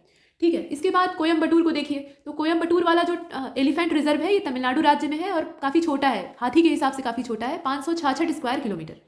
इसके बाद अब वेस्टर्न घाट में चलते हैं। तो वेस्टर्न घाट में यहाँ पे 2 ही राज्य कवर हो रहे हैं, एक तो तमिलनाडु है और दूसरा केरल है, जैसा कि ऊपर आपने देखा था। यहाँ पे अन्नामलाई और अनाईमुडी ये एलिफेंट रेंज के अंदर आने वाले एलिफेंट रिजर्व हैं। तो अन्नामलाई को अगर आप देखें तो अन्नामलाई ये है तमिलनाडु राज्य में, और अन्नामलाई के नीचे है अनाईमुडी। माफ कीजिएगा, यहाँ कोयम्बटूर के साथ अटैच हो गया था। यहाँ से देखिए, अन्नामलाई जो है ये तमिलनाडु राज्य में है, और इसका जो क्षेत्रफलीय विस्तार है वो कितना है? 3728, यानी अच्छा खासा ये फैला हुआ है। उसके नीचे अनाईमुडी आप देख रहे हैं, ये केरल राज्य में। मिलते जुलते नाम है तो कंफ्यूज नहीं होना है। अन्नामलाई तमिलनाडु, अनाईमुडी केरल। ठीक है, तो अनाईमुडी केरल, और इसका जो क्षेत्रफलीय विस्तार है वो 3728 है, लगभग एक जैसा है, मिलता जुलता। इसके बाद अब पेरियार की ओर चलते हैं। तो पेरियार ये केरल और तमिलनाडु में ही फैला हुआ है। पेरियार और श्रीविल्लीपुथूर, पीछे आपने अभी श्रीविल्लीपुथूर को देखा है टाइगर रिजर्व के तौर पे, अब यहाँ पे एलिफेंट रिजर्व के तौर पे देखिए। तो पेरियार और श्रीविल्लीपुथूर, तो पेरियार की लोकेशन है केरल में, और इसका जो क्षेत्रफल है वो 3742 है। ये मिलते जुलते क्षेत्रफल वाले हैं, अच्छा खासा एरिया कवर करते हैं। और उसके बाद देखिए श्रीविल्लीपुथूर, तो ये तमिलनाडु राज्य में है, और 1249 स्क्वायर किलोमीटर ये इसका क्षेत्रफलीय विस्तार है। यहाँ तक आपने पेरियार वाला जो एलिफेंट रेंज है उसके अंतर्गत आने वाले एलिफेंट रिजर्व को देखा। अब बचता है यहाँ पे नॉर्दर्न इंडिया। तो नॉर्दर्न इंडिया में उत्तराखंड है, और उत्तराखंड में अगर देखा जाए तो यहाँ शिवालिक, मतलब यहाँ राज्य के तौर पे कवर किया गया है। हालांकि उत्तर प्रदेश वाला भी एक जोन इसमें शामिल किया गया है। तो पहले उत्तर प्रदेश और उत्तराखंड एक ही थे नॉर्दर्न वाले पार्ट में, लेकिन अभी डिवीजन हो गया है तो इसमें अलग देना चाहिए था, कोई बात नहीं। देखिए यहाँ पे नॉर्दर्न इंडिया ये वाला है, और इसमें शिवालिक राजाजी पार्क ये एक एलिफेंट रिजर्व है, यहाँ हाथियों की ठीक ठाक संख्या पाई जाती है। और यहाँ देखिए तो उत्तराखंड राज्य इसकी लोकेशन है, और अच्छा खासा इसका विस्तार है। हिमालयन रीजन में ये बहुत अच्छा खासा विस्तार है, 5405 स्क्वायर किलोमीटर में ये फैला हुआ है। और उसके बाद उत्तर प्रदेश में चलते हैं। तो उत्तर प्रदेश में यहाँ देख लीजिए 744 स्क्वायर किलोमीटर के दायरे में ये आरक्षित क्षेत्र बनाया गया है। यहाँ तक हमने एलिफेंट रिजर्व को कवर किया, जो कि देश भर में अलग अलग राज्यों में जोनल तरीके से फैले हुए थे। यहाँ पर आप देख रहे हैं ना, एलिफेंट रेंज है, एलिफेंट रिजर्व है, स्टेट है और एरिया है। इसके बाद जो लिस्ट का अगला पार्ट है उसमें हम घड़ियालों के बारे में देखेंगे। मगरमच्छ या घड़ियाल सुनते ही बहुत सारे दांत हमारे दिमाग में घूमने लगते हैं, तो यहाँ इनका भी संरक्षण आवश्यक है, क्योंकि पानी के अंदर भी मनुष्य की घुसपैठ अच्छी खासी हो गई है और उसका प्रभाव, जो दुष्प्रभाव है वो इनकी आबादी पर पड़ा है। तो घड़ियाल और मगरमच्छ ये दोनों अलग अलग होते हैं, इसको ध्यान से देखिएगा। मतलब यहाँ पे एलिगेटर और क्रोकोडाइल इसके तौर पे इन्हें बताया गया है। घड़ियाल को क्या कहा जाता है? एलिगेटर कहा जाता है, और जो मगरमच्छ होता है उसको क्रोकोडाइल कहा जाता है। तो इनका जो प्रोटेक्टेड एरिया है वो भारत में कहाँ पर है, यहाँ देख लेते हैं। गुंडी राष्ट्रीय उद्यान ये पहला है, तमिलनाडु राज्य। इसके बाद चंबल वन्य जीव अभ्यारण्य, ये राजस्थान में है। भितरकणिका वन्य जीव अभ्यारण्य, जहाँ पानी होगा वहीं तो रहेंगे घड़ियाल मगरमच्छ। तो देखिए, भितरकणिका वन्य जीव अभ्यारण्य ये ओडिशा का हो गया, यहाँ पे इनका आरक्षण किया जाता है, यानी इन्हें प्रोटेक्ट किया जाता है। नंदनकानन वन्य जीव अभ्यारण्य, यहाँ पे ओडिशा राज्य इसकी लोकेशन है। और सतकोसिया जॉर्ज वन्य जीव अभ्यारण्य या Satkosia George wild life sanctuary आप इसे कह सकते हैं, ये ओडिशा राज्य में है। यहाँ पर प्रमुख जो घड़ियाल और मगरमच्छ संरक्षित क्षेत्र हैं भारत के, वो पाए जाते हैं। अब यहाँ पे कहा गया है प्रमुख, यानी सभी नहीं, यहाँ जो छोटे छोटे हैं वो बचे हुए हैं। और आपने सुना होगा कि जो लॉकडाउन का समय था उसमें ये चंबल वाले क्षेत्र में घड़ियाल के बच्चों की तादाद बहुत ज़्यादा तेज़ी से बढ़ी थी। उनके अंडे परिपक्व हुए, फूटे, और उनमें से बहुत सारे बच्चे निकले जिनको कि पालने पोसने का जिम्मा वहाँ की अथॉरिटी ने ले रखा था। और जब वो इस लायक हो गए कि पानी में अपना सर्वाइव कर सकते थे, तब जाकर उन्हें नदी में छोड़ा गया। अब मतलब ये है कि इतने छोटे छोटे बच्चे जो अंडे से निकलते हैं वो अपनी सुरक्षा खुद नहीं कर सकते, तो ऐसे में बड़ी मछलियों या जो जाल वगैरह पड़ते हैं नदियों में उसके शिकार हो जाते हैं। तो इसीलिए पहले उन्हें संरक्षण देना पड़ता है ताकि वो अपनी आत्मरक्षा के लिए बड़े हो सके। ठीक है, यहाँ तक हमने देखा। इसके बाद भारत में मैंग्रोव वनस्पति स्थलों को देख लेते हैं। मैंग्रोव काफ़ी महत्वपूर्ण है और ये खारे पानी में दलदली इलाकों में पैदा होते हैं। बहता हुआ जल होता है, यहाँ नदी और समुद्र का मिलन होता है। इस प्रकार से आप देख रहे हैं। तो यहाँ राज्य और केंद्र शासित प्रदेश दोनों ही एक साथ मिला जुलाकर एक साइड में दिए हुए हैं, और दूसरी तरफ जो वेजिटेशनल साइट है यानी वनस्पति स्थल है वो यहाँ पर दिया हुआ है। इसे क्रम से देख लेते हैं। तो देखिए, पहले आंध्र प्रदेश सबसे ऊपर है और यहाँ पर पूर्वी गोदावरी, ये वनस्पति स्थलों के बारे में आप देख रहे हैं। इसके अलावा कृष्णा और कोरिंगा, ये मैंग्रोव वेजिटेशन के साइट्स हैं। इसके बाद तमिलनाडु राज्य में चलते हैं। तो तमिलनाडु राज्य में मुथुपेट है, रामनद है, पुलिकट है। ये मिटाकर फिर से देख लीजिए। तमिलनाडु राज्य की अगर बात की जाए तो यहाँ पर जो मैंग्रोव वेजिटेशनल साइट है उनमें मुथुपेट आता है पहले, उसके बाद रामनद है, पुलिकट है, काजू वैली है, पिचावरम है। ये सब जो क्षेत्र हैं ये मैंग्रोव के स्थल है तमिलनाडु राज्य के। अंडमान निकोबार द्वीप समूह की अगर बात की जाए तो यहाँ पे उत्तरी अंडमान और निकोबार वाला जो पूरा रीजन है, यहाँ इस प्रकार की वनस्पतियाँ पाई जाती हैं। इसके बाद अब केरल राज्य में चलते हैं। तो केरल राज्य में कुन्नूर यानी उत्तरी केरल, नॉर्थ केरल की बात हो रही है, और वेम्बानद, यहाँ पे मैंग्रोव वेजिटेशन का जो अस्तित्व है वो पाया जाता है। इसके बाद गोवा में देखें तो गोवा का जो पूरा तटीय इलाका है वहाँ पे मैंग्रोव का क्षेत्र मिलता है। यहाँ तक हमने देखा। महाराष्ट्र को देख लीजिए। तो महाराष्ट्र में अच्छे खासे हैं, यहाँ इसे क्रम से देखिएगा। महाराष्ट्र में पहला विजयदुर्ग है, यहाँ आप देख रहे हैं। उसके बाद बेलंदूर है, बिकरौली, श्रीवर्धन है। ये सब क्या है? मैंग्रोव क्षेत्र है। उसके बाद मुंबा देवी है, ये आप देख रहे हैं। मालवन है, बसई मनोरी है, अचरा रत्नगिरी है और देवगढ़ है। ये सब महाराष्ट्र के हो गए मैंग्रोव साइट। इसके बाद गुजरात में चलते हैं। तो गुजरात में जो गल्फ ऑफ कॉम्बे है यानी खंभात की खाड़ी जिसे आप कहते हैं शुद्ध हिंदी में, वो वाला, और कच्छ की खाड़ी, ये सब खारे पानी के इलाके हैं। तो यहाँ मैंग्रोव वनस्पतियाँ ये बाढ़ के तौर पे पाई जाती हैं। इसके बाद गुजरात के नीचे देखिए कर्नाटक को। तो कर्नाटक में दक्षिणी कन्नड़, होन्नावर वाला जो क्षेत्र है, मतलब दक्षिण कन्नड़ होन्नावर वाला जो क्षेत्र है, वहाँ पे इस प्रकार की वनस्पतियाँ पाई जाती हैं। इसके अलावा कारवाड़ है, मंगलोर वन प्रभाग है, ये वाला आप देख रहे हैं, और कुंडापुरम है। ये सब कर्नाटक के जहाँ पे मैंग्रोव वनस्पति स्थल दिखाई देते हैं। इसके बाद वेस्ट बंगाल में बताने की आवश्यकता ही नहीं है, सुंदरवन है, जान है वहाँ की, ये आप जानते हैं। इसके बाद ओडिशा को देखिए। ओडिशा में अगर देखा जाए तो अच्छे खासी मात्रा में यहाँ छिटपुट बिखरे हुए हैं। इसमें सुवर्ण रेखा को देखिएगा, ये है, धामरा है, कच्छ वनस्पति अनुवांशिक संसाधन केंद्र, ये वाला जो है इसको आप यहाँ नीचे देख रहे हैं, Kutch botanical genetic research centre, ये वाला यहाँ पे स्थित है। उसके अलावा चिल्का झील वाला एरिया है, भितरकणिका है ही है, महानदी का पूरा जो डेल्टाई क्षेत्र है वो सब इस मैंग्रोव की साइट के अंतर्गत आता है। ये हम देख रहे थे ओडिशा राज्य को। तो राज्यवार हमने यहाँ कवर किया है। इसके बाद अब आगे बढ़ते हैं। अगला जो हमारा मुद्दा है वो है भारत के मुख्य वनस्पति क्षेत्र यानी मेजर वेजिटेशन जोन, और वो कहाँ पर? इंडिया में।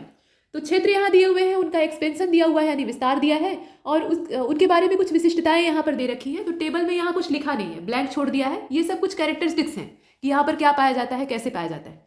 सबसे पहले हम असम रीजन को देखेंगे, पूर्वोत्तर से स्टार्ट करते हैं। इसका विस्तार अगर देखा जाए, ये बात किसकी हो रही है? वेजिटेशन की बात हो रही है। जीव जंतुओं को हमने पीछे छोड़ दिया है और मैंग्रोव से हमारी बात वनस्पतियों की ओर स्टार्ट होती है। तो विस्तार में अगर देखा जाए तो ब्रह्मपुत्र और सुरमा घाटी जो है यानी ब्रह्मपुत्र और सुरमा वैली, यहाँ पर इसका फैलाव है। और इस क्षेत्र में किस प्रकार की वनस्पतियां पाई जाती हैं? तो इसमें सदाबहार जंगल पाए जाते हैं और बीच बीच में घने बांसों की और लंबी घासों के झुरमुट भी हैं। यानी मिक्स टाइप की वेजिटेशन होती है, लेकिन ज़्यादातर उसमें मात्रा जो होती है वो एवरीग्रीन फॉरेस्ट की होती है। ये हमने असम रीजन को देखा। उसके बाद इंडस प्लेन रीजन को देख लेते हैं, यानी सिंधु का मैदानी क्षेत्र। अब इसमें कौन कौन से इलाके आते हैं, अर्थात इसका विस्तार कहाँ कहाँ तक है, उसे देखना है पहले। अगर यहाँ देखा जाए तो पंजाब का नाम आता है, पश्चिमी राजस्थान है, उत्तरी गुजरात के मैदान है, ये सब इसकी जोन में आते हैं। और ये क्षेत्र काफी सूखा और गर्म है, वर्षा का अभाव रहता है, गर्मी ज्यादा होती है। यहाँ पर कटीले वन और झाड़ियां पाई जाती है। मरुस्थल में जिस प्रकार की वेजिटेशन मिल सकती है वो यही है। इसके बाद अब मालाबार रीजन को देखिएगा तो यहाँ पे पेनिसुलर कोस्ट जो है वो पूरा इसके दायरे में घिर जाता है। घने जंगलों के अलावा पहली चीज तो यहाँ पे जो डेंस फॉरेस्ट है वो पाए जाते हैं। उसके अलावा कुछ वाणिज्यिक फसलें उगाई जाती हैं लोगों के द्वारा, जैसे कि नारियल है, सुपारी है, काली मिर्च है, तो वो भी वेजिटेशन ही है, तो उसको इस दायरे में रखना आवश्यक है। नारियल, सुपारी, काली मिर्च, कॉफी, रबड़, काजू, ये सब यहाँ पर पैदा होते हैं। वही चीज नीचे अंग्रेजी में दिया हुआ है कि apart from dense forest commercial crops are found such as coconut, arecanut, इसके अलावा ब्लैक पेपर, कॉफी, रबर, काजू नट, ये सब यहाँ पर उगाया जाता है। तो मनुष्य के द्वारा कुछ उगाया जाता है, कुछ यहाँ पे प्राकृतिक रूप से मौजूद है। जो प्रकृति के द्वारा दिया गया है वो डेंस है और इंसान के द्वारा खेती की जाती है। इसके बाद अब अंडमान क्षेत्र को देखिए तो इस जोन में अंडमान द्वीप पूरा आता है और इसमें सदाबहार वन, अर्ध सदाबहार वन, कच्छ वनस्पतियां यानी मैंग्रोव रीजन और समुद्र तटीय जो अपलावी वन है उनकी अधिकता है, यानी यहाँ वनस्पतियों की विभिन्नता है, कई प्रकार की वेजिटेशन पाई जाती है। जो तटवर्ती समुद्र के लगे हुए इलाके हैं वहाँ पे मैंग्रोव वनस्पतियां पाई जाती हैं। जो ज़्यादा वर्षा वाले क्षेत्र है वहाँ सदाबहार वन भी पाए जाते हैं। चूंकि भारत की जो मुख्य भूमि है उससे अंडमान निकोबार द्वीप समूह कहीं ज़्यादा नीचे है, तो ये इक्वेटर के ज़्यादा करीब है, तो इक्वेटोरियल जो जलवायु है वो भी यहाँ पर दिखाई देती है और उसका प्रभाव दिखेगा, तो इसका मतलब है कि वहाँ एवरग्रीन फॉरेस्ट पैदा होंगे। तो यहाँ वनस्पतियों में भिन्नता पाई जाती है, वही दिया हुआ है, इसे मिटाकर अच्छे से देख लीजिए। अंडमान क्षेत्र जो है यहाँ पे सदाबहार वन, अर्ध सदाबहार वन, कच्छ वनस्पतियां, समुद्र तटीय और अपलावी जंगलों की अधिकता है। यहाँ वही कहा गया है कि it has an evidence of evergreen, semi evergreen, इसके अलावा mangrove, coastal and upland forest, ये सब यहाँ पे वेराइटी पाई जाती है। इसके बाद नीचे आप जो पश्चिमी हिमालयी क्षेत्र है यानी वेस्टर्न हिमालयन रीजन है उसको देख लीजिएगा तो यहाँ इसका विस्तार कहाँ से कहाँ तक है, कश्मीर से लेकर कुमायूं तक, फ्रॉम कश्मीर टू कुमायूं।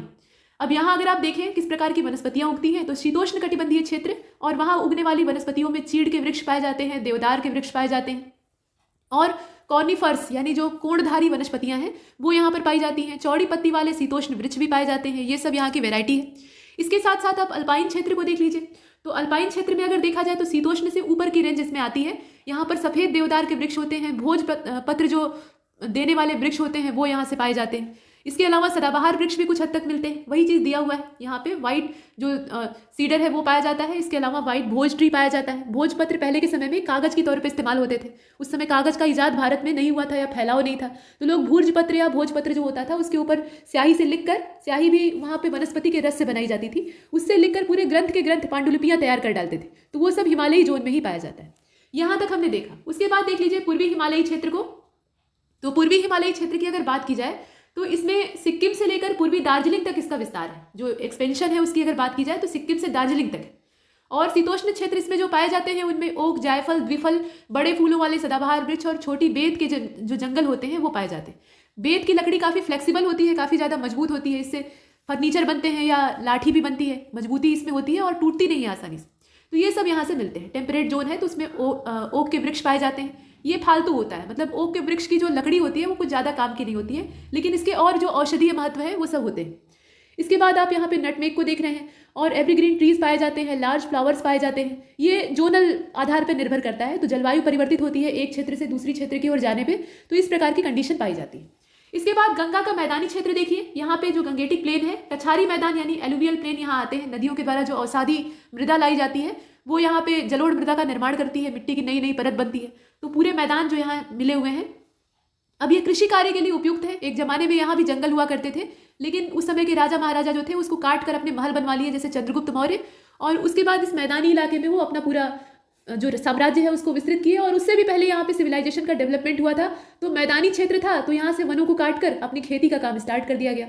और जो नदियों का पूरा बेसिन एरिया था वहाँ वन थे ही नहीं, तो वहाँ पे मिट्टी की जो अधिकता है वो देखी गई। तो इस प्रकार से यहाँ विकास हुई। अब इसमें देखिए कछारी मैदानों को तो चावल, गेहूं, गन्ने की खेती होती है और कोई ऐसा अनाज नहीं होता जो कि एलुवियल सॉइल के अंदर पैदा ना हो। अब ये बात अलग है कि उसको क्लाइमेट ठीक ठाक नहीं मिलेगा तो उसकी जो पैदावार है वो घट जाएगी, लेकिन यहाँ हर चीज़ पैदा हो सकती है और ज़्यादा रख रखाव की आवश्यकता नहीं होती। इसके बाद दक्कन क्षेत्र को देखिए। दक्कन रीजन जो है इसमें पूरा प्रायद्वीपीय पठार आता है भारत का। यहाँ वही देख रहे हैं, इंडियन जो पेनिसुला पूरा है, कंपोजिट लैंड, वो इसके अंतर्गत आता है। इसका एक्सपेंशन दिया हुआ है। और यहाँ किस प्रकार की वेजिटेशन पाई जाती है तो इसमें पतझड़ वाले वृक्षों के, जंगलों से लेकर तरह तरह की जो जंगली झाड़ियाँ हैं, वन है, वो सब शामिल होते हैं। यहाँ तक हमने भारत की वनस्पतियों के क्षेत्रों को कवर किया है। अब इसके बाद यहाँ बायोम दिए हुए हैं। पीछे हमने बायोमों के बारे में देखा है, लेकिन वो सिर्फ स्थलीय बायोम थे। अब यहाँ जो बायोम है वो हर वैरायटी के दिए हुए हैं। तो एक तरफ टाइप ऑफ बायोम है, इसके बाद लोकेशन है, क्लाइमेट है, सॉयल है, और वहाँ पे प्लांट्स और एनिमल यानी फ्लोरा और फौना किस प्रकार का है, कौन कौन से जीव मिलते हैं, ये सब दिया हुआ है। तो सबसे पहले हम देखेंगे ट्रॉपिकल बायोम को। और ट्रॉपिकल बायोम है तो आप समझ रहे हैं कि ये इक्वेटर के पास में होगा, नियर द इक्वेटर। और यहाँ तापमान, जब इक्वेटर के पास वाला क्षेत्र है तो तापमान वर्ष भर ऊंचा रहेगा, वर्षा की मात्रा ज़्यादा रहेगी, आर्द्रता वाली जलवायु रहेगी। तो वही सब दे रखा है कि यहाँ पे हाई टेम्परेचर पाया जाता है। एनुअल जो एवरेज रेनफॉल है वो 200 सेंटीमीटर से एबव ही रहता है, यानी ऊपर ही रहता है। ये पूरे साल भर की घटना है। मतलब सूर्य का तापमान इतना ज़्यादा यहाँ प्राप्त होता है पूरे साल भर कि 11 बजते बजते या 10 बजते बजते दिन के गर्मी इतनी ज़्यादा बढ़ जाती है कि काले काले बादल चारों ओर घेर लेते हैं, और उसके बाद घनघोर वर्षा 10-11 बजे से स्टार्ट होती है और वो शाम के 4 से लेकर 5 बजे तक लगातार चलती रहती है। ये रोज़ की घटना है। तो ऐसी जब यहाँ पे वर्षा होती है तो नमी पर्याप्त मात्रा में पाई जाती है, और यहाँ की जो मिट्टी है उसमें लेटेराइट मृदा पाई जाती है और कम पोषक तत्व और उर्वरता वाली मिट्टी मिलती है। लोगों के दिमाग में ये आता है कि वर्षा बहुत अच्छी हो रही है और यहाँ वेजिटेशन काफ़ी डेंस है, तो इसका मतलब यह है कि यहाँ की मिट्टी बहुत फर्टाइल होगी। ऐसा कुछ नहीं है। मिट्टी एक जमाने में फर्टाइल थी और उस समय वो दैत्याकार वृक्ष इसमें पैदा हो गए, लेकिन वर्तमान में स्थिति ये है कि मिट्टी के जो पोषक तत्व हैं वो एकदम गहराई में चले गए हैं और ऊपर की जो परत है वो बेकार है। अब यहाँ जो वनस्पतियाँ यानी फ्लोरा और फौना पाया जाता है उसमें अगर देखा जाए तो सर्वाधिक जैव विविधता पाई जाती है। आप जानते ही हैं कि जो यहाँ एवरग्रीन रेन फॉरेस्ट होते हैं उनके अंदर जैव विविधता की तादाद सर्वाधिक होती है। आर्किड यहाँ पाए जाते हैं, फर्न पाए जाते हैं, पौधे पाए जाते हैं, रेप्टाइल्स पाए जाते हैं, एम्फीबियंस पाए जाते हैं, मंकी या जो लंगूर वगैरह हैं वो सब पाए जाते हैं, छोटे स्तनधारी जीव पाए जाते हैं, और न जाने क्या क्या पाया जाता है। यहाँ गिनवाना बहुत टेढ़ा काम है। इसके अंदर ऐसी ऐसी प्रजातियाँ घुसी हुई होती हैं कि उनका इजाद समय समय पर होता है और वैज्ञानिक उनको देखकर अचंभे में पड़ जाते हैं। तो ये सब चीज़ें। इसके बाद मानसूनी वन बायोम को देख लीजिए। यहाँ पे जो मानसूनी फॉरेस्ट बायोम है उसके बारे में कहा गया है। तो ये पाया कहाँ जाता है? ये मध्य अक्षांशीय जो क्षेत्र होते हैं उसमें पाया जाता है। आपने सुना होगा निम्न अक्षांश, उच्च अक्षांश और मध्य अक्षांश। तो इसका मतलब क्या होता है? जो हमारी अर्थ है उसके बीच में ये इक्वेटर हो गया, तो यहाँ इक्वेटर के आसपास वाला जो जोन है या क्षेत्र है वहाँ पे निम्न अक्षांशीय क्षेत्र होता है। इससे जरा सा ऊपर बढ़ेंगे तो बीच में मध्य अक्षांश होगा, और एकदम से जो पोल होते हैं उनके आसपास का जो आर्कटिक और अंटार्कटिक सर्किल वाला क्षेत्र है वो उच्च अक्षांशीय क्षेत्र कहलाता है। तो ये जो वन है, मतलब मानसूनी वन बायोम जो है, ये आपका मध्य अक्षांशीय क्षेत्र यानी मिड लैटिट्यूड में पाया जाता है। यहाँ जो जलवायु है अर्थात क्लाइमेट है वो ग्रीष्म और शीत ऋतुओं में स्पष्ट रूप से विभाजित होता है, मतलब इनमें अंतर पाया जाता है। और वर्षा जो एवरीग्रीन फॉरेस्ट वाला जोन है यानी यहाँ जो उष्णकटिबंधीय क्षेत्र है उसकी तुलना में कम होती है। 75 से लेकर 125 सेंटीमीटर इतनी औसत वार्षिक वर्षा होती है। वर्षा की मात्रा कितनी है? 75 से लेकर 125 सेंटीमीटर। और पोषक तत्व से समृद्ध यहाँ पे मृदा होती है। मिट्टी यहाँ पे अच्छी खासी होती है, उसकी गुणवत्ता अच्छी होती है। कठोर लकड़ी वाले वृक्ष पाए जाते हैं जैसे कि ओक है, नीम, शीशम या इस प्रकार के और भी वृक्षों को आप जानते होंगे, रोजवुड है, आबनूस है, ये सब चीज़ें। यहाँ पाए जाने वाले जीवों में अगर देखा जाए तो भेड़िया, भालू, उभयचर मतलब जो एम्फीबियंस होते हैं वो पाए जाते हैं, और भी तरह तरह के जानवर होते हैं, रेप्टाइल्स की प्रजातियाँ पाई जाती हैं, और पक्षी पाए जाते हैं, कीट पाए जाते हैं, ये सब यहाँ पर होते हैं। इसके बाद अब आगे चलते हैं, मरुस्थलीय बायोम को देख लीजिए। तो मरुस्थलीय बायोम जो है वहाँ इनकी लोकेशन दी हुई है, इसे देख लीजिएगा। यहाँ 2 तरह की लोकेशन है। एक तो मध्य अक्षांश है, मतलब मिड लैटिट्यूड, वहाँ पे 15 से लेकर 35 डिग्री जो अक्षांशीय विस्तार है उसकी बात कही गई है। और उसके अलावा महाद्वीप के जो पश्चिमी भाग है यानी वेस्टर्न पार्ट जो कॉन्टिनेंट्स के होते हैं वहाँ भी मरुस्थलों की अवस्थिति देखी गई है। ये सब कॉमन है। तो ये इनका विस्तार आपने देखा। अब मरुस्थलों की कंडीशन क्या होती है? वहाँ रेतीला पूरा वातावरण होता है आमतौर पर, और दिन जो है वो बहुत ज़्यादा गर्म होता है और रातें उतनी ही ठंडी होती हैं। तो तापांतर यहाँ बहुत ज़्यादा होता है, मतलब दिन और रात के बीच के जो टेम्परेचर का डिफरेंस है वो यहाँ काफ़ी ज़्यादा होता है। और 10 सेंटीमीटर से कम औसत वार्षिक वर्षा, मतलब 25 सेंटीमीटर से जो नीचे वाली औसत वार्षिक वर्षा है वो यहाँ पर पाई जाती है। अब यहाँ की जो मिट्टी है वो खनिज तत्वों से तो भरपूर होती है, लेकिन यहाँ पे जो ह्यूमस वगैरह है वो कम पाया जाता है, और बाकी जो पोषक तत्व है उनके लिए बेकार होती है। यहाँ पे खनिज पदार्थ अंदर मिल सकते हैं, उनकी संभावना पूरी होती है। और जब यहाँ पे उर्वरता ही एकदम जीरो है या वातावरण एकदम अनुकूल नहीं है तो जो वनस्पतियाँ उगेंगी वो भी नाम मात्र की होंगी, उसमें कटीली झाड़ियाँ पैदा होंगी। और इसके अलावा जो पेड़ पाए जाएंगे वो भी बहुत नाम मात्र के होंगे और बहुत सघन नहीं होंगे, उनका आकार भी बहुत बड़ा नहीं होगा। इसके अलावा छिपकली, ऊंट, सर्प, लोमड़ी, ये सब यहाँ जो जंतु हैं वो पाए जाते हैं। सर्प लोमड़ी का मतलब ये नहीं कि सर्प लोमड़ी कोई नई प्रजाति है, दोनों अलग अलग है। तो ये सब जीव हैं यहाँ पर कॉमन। इसके बाद घास स्थलीय बायोम को देख लीजिए। ग्रासलैंड वाले जो बायोम्स होते हैं वो कैसे होते हैं? इनका विस्तार मध्य अक्षांशों में तथा महाद्वीपों के आंतरिक भाग में होता है। जो बीच वाला हिस्सा होता है उसमें इस प्रकार के ग्रासलैंड पाए जाते हैं। ये शीत और उष्ण दोनों प्रकार के जलवायु में होते हैं, मतलब इनका विस्तार दिया हुआ है। और औसत वार्षिक वर्षा ये 25 से लेकर 75 सेंटीमीटर के बीच में होती है। यानी मरुस्थलीय जो क्लाइमेट है वो भी नहीं होता है, लेकिन वर्षा बहुतायत भी नहीं होती। तो ऐसे में छोटी छोटी घासें पैदा होती। यहाँ पर उच्च पोषकता से संपन्न मृदा होती है। हालांकि मृदा अपर्दन का प्रोसेस भी यहाँ पे बहुत तेज होता है, क्योंकि घास की जड़ें जो मिट्टी होती है उसको थाम कर रखती हैं, और ऐसे में जब चराई ज़्यादा हो जाती है, यानी ग्रेजिंग वाला काम ज़्यादा हो जाता है, तो पशु एक स्थान की घास चर जाते हैं और वहाँ की मिट्टी अनावृत हो जाती है, और समय के साथ उसका अपर्दन होता है, तो यहाँ मरुस्थलों का आगमन होने लगता है। मतलब यहाँ पे डेजर्ट आकर अपनी घुसपैठ जमाने लगता है। ये सब चीज़ें होती हैं। अधिकांश यहाँ पे साग सब्जी वाली जो वनस्पतियाँ होती हैं वो पाई जाती हैं। छोटे छोटे पौधे होते हैं, और विरल छिटपुट जो डॉटेड एरिया है वहाँ पे पेड़ पाए जाते हैं। जैसे पूरा एक घास का मैदान है तो उसमें कहीं एक पेड़ यहाँ है, एक पेड़ यहाँ है, इस प्रकार से छिटपुट पाए जाते हैं। ये इनकी अवस्थिति है। अब यहाँ जो जीव जंतु पाए जाते हैं उनको देख लीजिए। तो यहाँ देख लीजिए प्रेयरी डॉग्स की जो प्रजाति है, गिलहरी वगैरह। इसके अलावा लोमड़ी पाई जाती है। लोमड़ी जो है ये कॉमन होती है। उसके अलावा सर्प, कीट, हाथी, शेर, जेबरा, जिराफ। शेर तो यहाँ इसलिए आते हैं क्योंकि उन्हें शिकार अच्छा खासा मिल जाता है। उसके अलावा जेबरा, जिराफ, ये सब जोनल तरीके से पाए जाते हैं। जैसे जिराफ है तो अफ्रीका वाले रेंज में पाया जाएगा। तो ये सब यहाँ के जीव हैं। इसके बाद अब टैगा बायोम को देखिएगा। तो टैगा बायोम जो है ये मध्य और उच्च अक्षांशों का विस्तार है, वहाँ पे पाया जाता है। अत्यंत शीत ऋतु होती है, आपने पीछे ही देख रखा है। आर्द्र ग्रीष्म ऋतु होती है। गर्मी का मौसम कैसा होता है? आर्द्रता युक्त होता है, और एक वर्ष में 50 सेंटीमीटर से भी कम वर्षा होती है। अम्लीय मृदा होती है, और एसिडिक जो सॉइल होती है वो किसी भी काम की नहीं होती, आप जानते हैं। बहुत ज़्यादा उसमें कुछ नहीं पैदा होगा, और खनिज तत्वों की कमी होती है। वृक्षों में अगर देखा जाए तो स्प्रूस, फर, पाइन, इसके अलावा बर्च, यहाँ लार्च दिया हुआ है, ये बर्च होगा। और अन्य जो सदाबहार वृक्ष हैं वो भी कहीं कहीं मिल जाते हैं, लेकिन ज़्यादातर यही सब मिलते हैं। स्प्रूस है, फर है, पाइन है, बर्च है, इस प्रकार के वृक्ष मिलते हैं। और यहाँ पाए जाने वाले जीवों में अगर देखा जाए तो कैरिबू है, भालू यहाँ पाया जाता है, रोडेंट्स पाए जाते हैं, भेड़िए होते हैं, रेंडियर होते हैं, ये सब यहाँ मिलते हैं। सेंटा क्लास की जो स्लेज खींचने वाले पशु होते हैं, रेंडियर, वो भी यहाँ पर पाए जाते हैं। अब इसके बाद टुंड्रा बायोम को देखिएगा। इनका जो विस्तार है वो यहाँ कोण के हिसाब से दिया हुआ है, अक्षांशीय विस्तार। 60 से लेकर 90 अंश के जो अक्षांशीय क्षेत्र है, यानी उच्च अक्षांश जिन्हें आप कहते हैं, उसमें इनका विस्तार होता है। 60 से लेकर 90 यानी ये बर्फीले इलाके होते हैं। कठोर शीत ऋतु वाली जो कंडीशन है वो यहाँ पे पाई जाती है। लंबी शीतल जलवायु होती है, और गर्मियाँ बहुत नाम मात्र की होती हैं, और उनमें भी टेम्परेचर जो है वो बहुत ज़्यादा बढ़ेगा तो 10 डिग्री सेल्सियस पर पहुँचेगा। और 10 डिग्री सेल्सियस अपने मैदानी इलाकों में अगर तापमान होता है तो लोग कहते हैं कि ऐसी सर्दी पिछले 20 साल में नहीं पड़ी थी। तो ऐसी कंडीशन यहाँ गर्मी के मौसम में होती है। और निम्न पोषण स्तर होता है, मिट्टी बहुत नीचे होती है, और बर्फ की करीब 3 मीटर जो ऊंची परत है वो यहाँ पे जमी हुई होती है ऊपर से। तो यहाँ कुछ पैदा नहीं होता, हिमाच्छादित सतह होती है, और कुछ छिटपुट घास झाड़ियाँ पैदा हो सकती हैं। उसके अलावा मॉस, लाइकेन, ये सब यहाँ पैदा होते हैं। और यहाँ आर्कटिक लोमड़ी पाई जाती है, जो कि बर्फ के अंदर छलांग लगाकर बर्फ की जो सिल्लियाँ हैं उनको तोड़कर मछलियाँ निकाल लेती है। इसके अलावा कुछ उल्लुओं की प्रजाति पाई जाती है। मतलब यहाँ के जलवायु के अनुकूल जो जीव जंतु हैं वो यहाँ पर मिलते हैं। इतना हमने देखा। अब इसके बाद आगे चलते हैं। यहाँ देखिए भारत की जैव विविधता और उनकी जो IUCN कैटेगरी है वो दी हुई है, अर्थात biodiversity of India and their IUCN category. अब एक तरफ एनिमल डाइवर्सिटी दी हुई है, और उसके अलावा दूसरी तरफ जो IUCN की सीरीज है वो दे रखी। मतलब कौन सा जीव किस श्रेणी में रखा गया है, इससे प्रश्न बनते हैं और हमेशा बनते रहेंगे। ये मोस्ट इंपॉर्टेंट है। तो देख लेते हैं। इसमें पहले हिम तेंदुआ आपको दिखाई दे रहा है, स्नो लेपर्ड जिसे कहा जाता है। ये इंडेंजर्ड है। आप पढ़ते होंगे ना कि ये जो है ये वल्नरेबल है, ये इंडेंजर्ड है, ये क्रिटिकली इंडेंजर्ड है, इस प्रकार से कैटेगरी। तो यहाँ ध्यान दीजिएगा, हिम तेंदुआ जो है ये संकटग्रस्त है, अर्थात उसी को कहा जाता है इंडेंजर्ड। इसके बाद नीलगिरी ताहर को देखिए, जो कि दक्कन वाले इलाके में पाया जाता है। संकटग्रस्त ये भी है, इंडेंजर्ड इसको भी आप कह सकते हैं। इसके बाद पिग्मी हॉग। तो पिग्मी हॉग की जो कंडीशन है यहाँ पर आप देख रहे हैं इसे, ये गंभीर संकटग्रस्त है। ये सब जो थे ये तो मामूली संकटग्रस्त थे, अभी इनके ऊपर खतरा आया था, लेकिन इसके ऊपर बहुत गंभीर रूप से आ गया है, तो ये क्रिटिकली इंडेंजर्ड। क्रिटिकली इंडेंजर्ड और जो इंडेंजर्ड है उनके बीच का फर्क ये है कि अब इनके ऊपर संकट बहुत गहरा हो गया है, और इनके ऊपर संकट अपेक्षाकृत थोड़ा सा कम है। इसके बाद नीचे आप बंगाल फ्लोरिकन को देख रहे हैं। तो ये जो बंगाल फ्लोरिकन है ये भी क्रिटिकली इंडेंजर्ड है, इसकी भी जो बेचारे की कंडीशन है वो ऐसी ही है।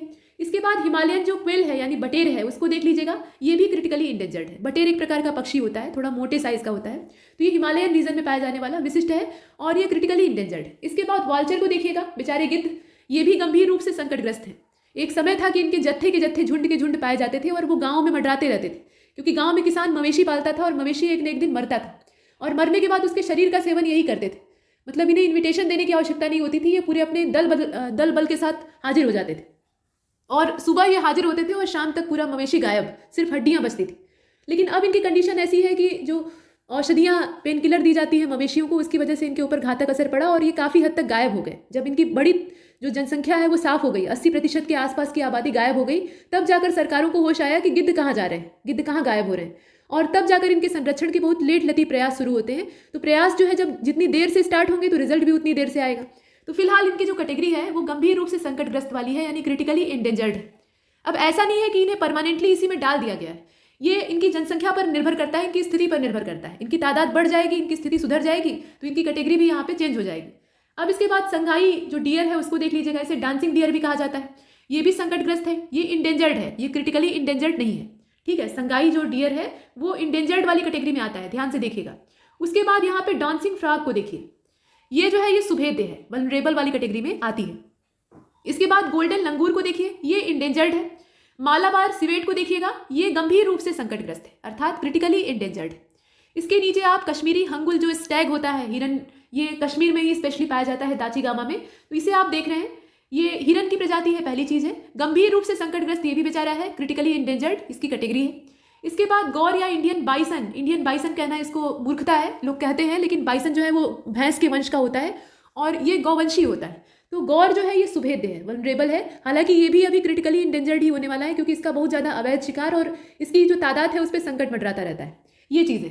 और ये अपने भोजन की तलाश में सड़कों पर निकल आते हैं जहाँ लोग इन्हें डंडे और पत्थर से डराते हैं, ये चीज़ें। इसके बाद आगे चलते हैं तो यहाँ देख लीजिए स्मूथ कोटेड ओटर। ओटर का मतलब समझते हैं, उदबिलाव। और उदबिलाव जो होता है ये पानी के अंदर घुसकर बहुत शिकारी होता है, मछलियों का शिकार करता है और कभी कभी बड़े जीवों को भी अपना निशाना बना लेता है। जैसे जो कुछ प्रजाति के उदबिलाव यानी ऑटर्स होते हैं वो घड़ियालों तक को नहीं बख्शते, काफ़ी शिकारी होते हैं। तो ये जो है ये वल्नरेबल की कैटेगरी में आते हैं, जो स्मूथ कोटेड ऑटर है ये वल्नरेबल की कैटेगरी में आते हैं। इसके बाद सफ़ेद दांत वाले छछूंदर को देख लीजिएगा, जो श्रीव्स होते हैं। अपने आसपास हमने घरों में छछूंदर को देखा होगा जो कि कूड़े कचरे में घूमती रहती है और ये सफ़ेद रंग की होती है लेकिन काफ़ी गंदी होती है। अब यहाँ पे ये जो सफ़ेद दांत वाले छछूंदर हैं ये गंभीर रूप से संकटग्रस्त है, क्रिटिकली इंडेंजर्ड है। इसके बाद सफ़ेद पूंछ वाले जो छछूंदर हैं ये वाइट टेल्ड वाले हैं और ये वाइट टूथ वाले हैं, मतलब ऐसे इसमें दिया हुआ है। तो निकोबार का जो सफ़ेद पूंछ वाला छछूंदर है वो गंभीर रूप से संकटग्रस्त है, ये क्रिटिकली इंडेंजर्ड है। मतलब ये दोनों ही जो छछूंदर की वैरायटी है, एक अंडमान की है जिसके कि दांत सफ़ेद हैं और जो निकोबार की है उसकी पूंछ सफ़ेद है, तो ये दोनों छछूंदर कैसे हैं, ये क्रिटिकली इंडेंजर्ड है। यहाँ तक हमने देखा। उसके बाद कोंडना रैट को देख लीजिएगा, ये भी क्रिटिकली इंडेंजर्ड है, ये चूहे की एक प्रजाति है। एल्विरा रैट या जिसे कि लॉर्ज रॉक रैट कहा जाता है, ये दोनों नाम इसी के हैं, बहुत ध्यान से देखिएगा, किसी भी नाम से प्रश्न बन सकता है। ये भी क्रिटिकली इंडेंजर्ड है। यहाँ जितने भी आप देख रहे हैं वो सभी क्रिटिकली इंडेंजर्ड है।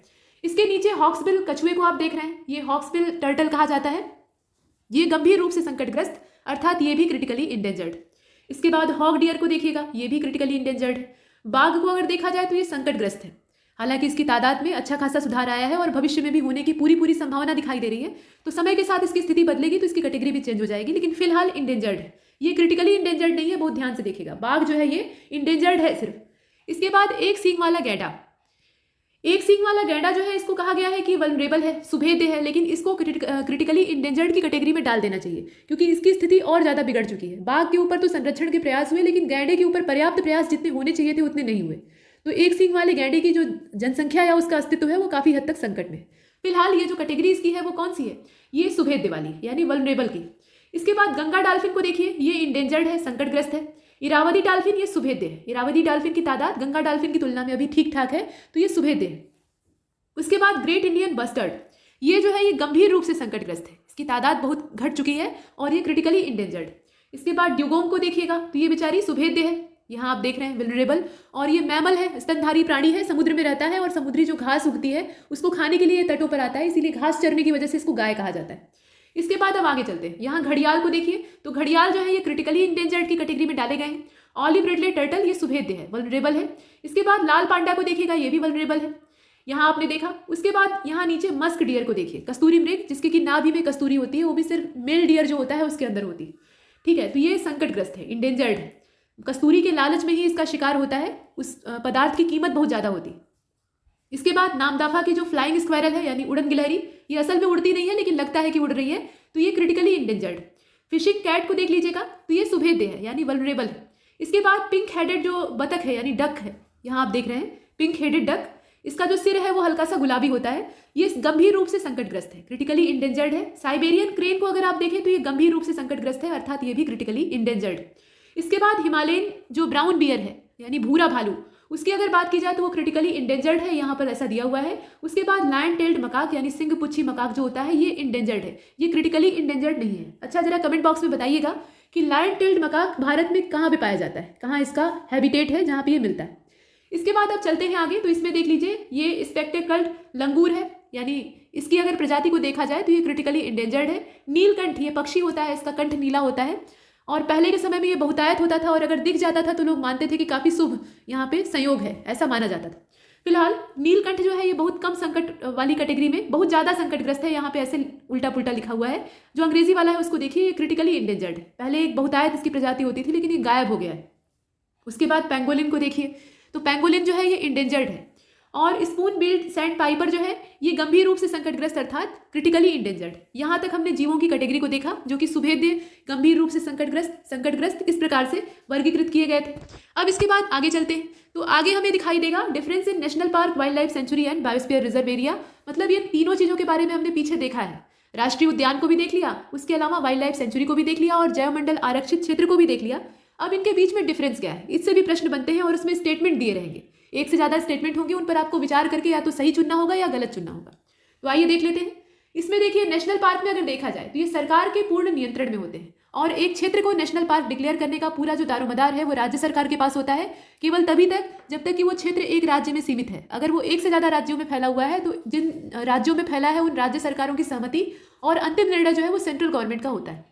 फिलहाल अब इसके बाद वन्य जीव अभ्यारण्य को देखा जाए तो इसमें निजी कार्य की अनुमति होती है। ये जो है ये स्ट्रिक्टली यहाँ पे पूरी कंडीशन होती है, कुछ भी यहाँ पे मनुष्य की गतिविधियाँ नहीं हो सकती जो राष्ट्रीय उद्यान होते हैं।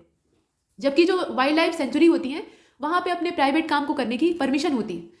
बायोस्फीयर रिजर्व में देखा जाए तो ये सरकारी नियंत्रण में होता है, लेकिन बाह्य क्षेत्र जो इसका होता है इसमें जोन होते हैं, तो जो बफर जोन है या बाहरी जोन है उसके हिसाब से यहाँ इसकी महत्ता होती है। अब जो बाहरी क्षेत्र होता है वहाँ पे निजी कार्य करने की अनुमति होती है। जो केंद्रीय यहाँ पे कोर एरिया होता है उस क्षेत्र को पूरा प्रोटेक्ट करके रखा जाता है, वहाँ पे किसी भी प्रकार का जो मानव गतिविधियाँ या कार्य है वो नहीं होता है, लेकिन जो बाहरी एरिया होते हैं वहाँ पे किया जा सकता है। ये स्थिति बायोस्फीयर रिजर्व की। इसके बाद अब वापस नेशनल पार्क की ओर चलते हैं। तो नेशनल पार्क में आप जैसा कि देख रहे हैं कि विशिष्ट पशु यहाँ पे जैसे कि बाघ हो गया, दरियाई घोड़ा हो गया यानी हिप्पोपोटामस, इसके अलावा हाथी और गैंडा, ये सब यहाँ पे रखे जाते हैं जिनको कि ज़्यादा संरक्षण की आवश्यकता होती है। वन्य जीव अभ्यारण्य का क्या हाल चाल है, तो यहाँ जीवों की प्रजाति जो है वो उसका विविधता का संरक्षण किया जाता है, मतलब उनकी डाइवर्सिटी को यहाँ प्रोटेक्ट करने का प्रयास किया जाता है, न कि किसी खास एक जीव को। और देखिए, जो जैवमंडल आरक्षित क्षेत्र होते हैं वो क्या होते हैं, ये संपूर्ण स्थानिक पारिस्थितिकी तंत्र होते हैं, उसी को यहाँ प्रोटेक्ट कर लिया जाता है। मतलब यहाँ ये नहीं देखा जाता कि यहाँ बाघ ज़्यादा पाए जा रहे हैं या सांभर ज़्यादा पाए जा रहे हैं या डियर ज़्यादा पाए जा रहे हैं, ऐसा कुछ नहीं है। मतलब एक सघन जैव विविधता वाला क्षेत्र जिसको कि तत्काल में सुरक्षा और सहयोग की आवश्यकता होती है, उस पूरे एरिया को प्रोटेक्ट कर लिया जाता है और वहाँ पे नेचुरल हैबिटेट के तौर पर जो जीव जंतु रह रहे हैं उनको भी संरक्षण प्राप्त होता है। यही इसका उद्देश्य है, ये चीज़ है। इसके बाद अब नेशनल पार्क की ओर वापस चलते हैं। तो यहाँ सभी प्रकार की जो मानवीय गतिविधियाँ हैं वो वर्जित होती हैं, बहुत ध्यान से देखिएगा। अब जो वाइल्ड लाइफ सेंचुरी है वहाँ पे वाणिज्यिक गतिविधियों की अनुमति होती है, जो कॉमर्शियल एक्टिविटीज़ होती हैं या ट्रेड एक्टिविटी होती है उनको यहाँ पे परमिट प्राप्त होती है। और जैवमंडल आरक्षित क्षेत्र जो होता है यहाँ पे जोन पर सब कुछ निर्भर करता है कि वो इलाका किस जोन में आ रहा है। तो बफर जोन जो होता है यहाँ पे वाणिज्यिक गतिविधियों की परमिशन होती है, लेकिन जो कोर क्षेत्र यानी एकदम बीच वाला डेंस इलाका होता है वहाँ पे ये सब चीज़ निषिद्ध होती है, वहाँ कुछ भी नहीं करना अनिवार्य होता है, ऐसा दिया हुआ है। इसके बाद आप नेशनल पार्क में वापस चलिए। तो नेशनल पार्क में अगर देखा जाए तो इसकी सीमा का निर्धारण करना प्रशासनिक और विधिक जितनी भी प्रक्रिया है उसके तहत किया जाता है और निर्णय राज्य सरकारें लेती हैं। लेकिन यहाँ पर अगर देखा जाए एक चीज़ देखिए, नेशनल पार्क की सीमाएं यहाँ निर्धारित होती हैं, मतलब वो प्रशासनिक तरीके से डिसाइड की गई रहती हैं। लेकिन जो वाइल्ड लाइफ सेंचुरी होती है उसमें सीमाओं का कोई निर्धारण क्लियर कट नहीं होता है, स्पष्ट नहीं होता है। अब यहाँ पर अगर बायोस्फीयर रिजर्व को देखा जाए तो इनकी भी सीमाओं का निर्धारण प्रशासनिक और विधिक प्रक्रिया के द्वारा किया जाता है। मतलब इसमें जोन वर्गीकृत किए जाते हैं कि अच्छा ये कोर जोन है, ये बाहर वाले हैं। इसके बाद देखिए राष्ट्रीय उद्यान को, तो राष्ट्रीय उद्यान में पर्यटन की परमिशन होती है, वाइल्ड लाइफ सेंचुरी में भी पर्यटन की अनुमति होती है, लेकिन जो जैवमंडल आरक्षित क्षेत्र होते हैं वहाँ पे पर्यटन प्रतिबंधित होता है, टूरिज्म को यहाँ पे पूरी तरह से बैन कर दिया जाता है। इसके बाद देखिए यहाँ नीचे उन क्षेत्रों का, मतलब ये जो नेशनल पार्क वाले एरिया हैं इनके बारे में कहा जा रहा है, इन क्षेत्रों का वैज्ञानिक रूप से प्रशासनिक प्रबंधन होता है।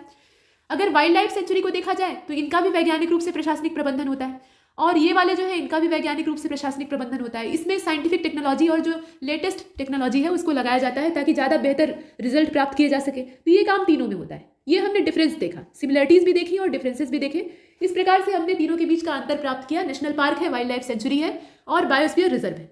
यहाँ पर ये लेक्चर समाप्त होता है। जो अगला वीडियो लेक्चर होगा उसमें हम जो पवित्र उपवन है उनके बारे में देखेंगे।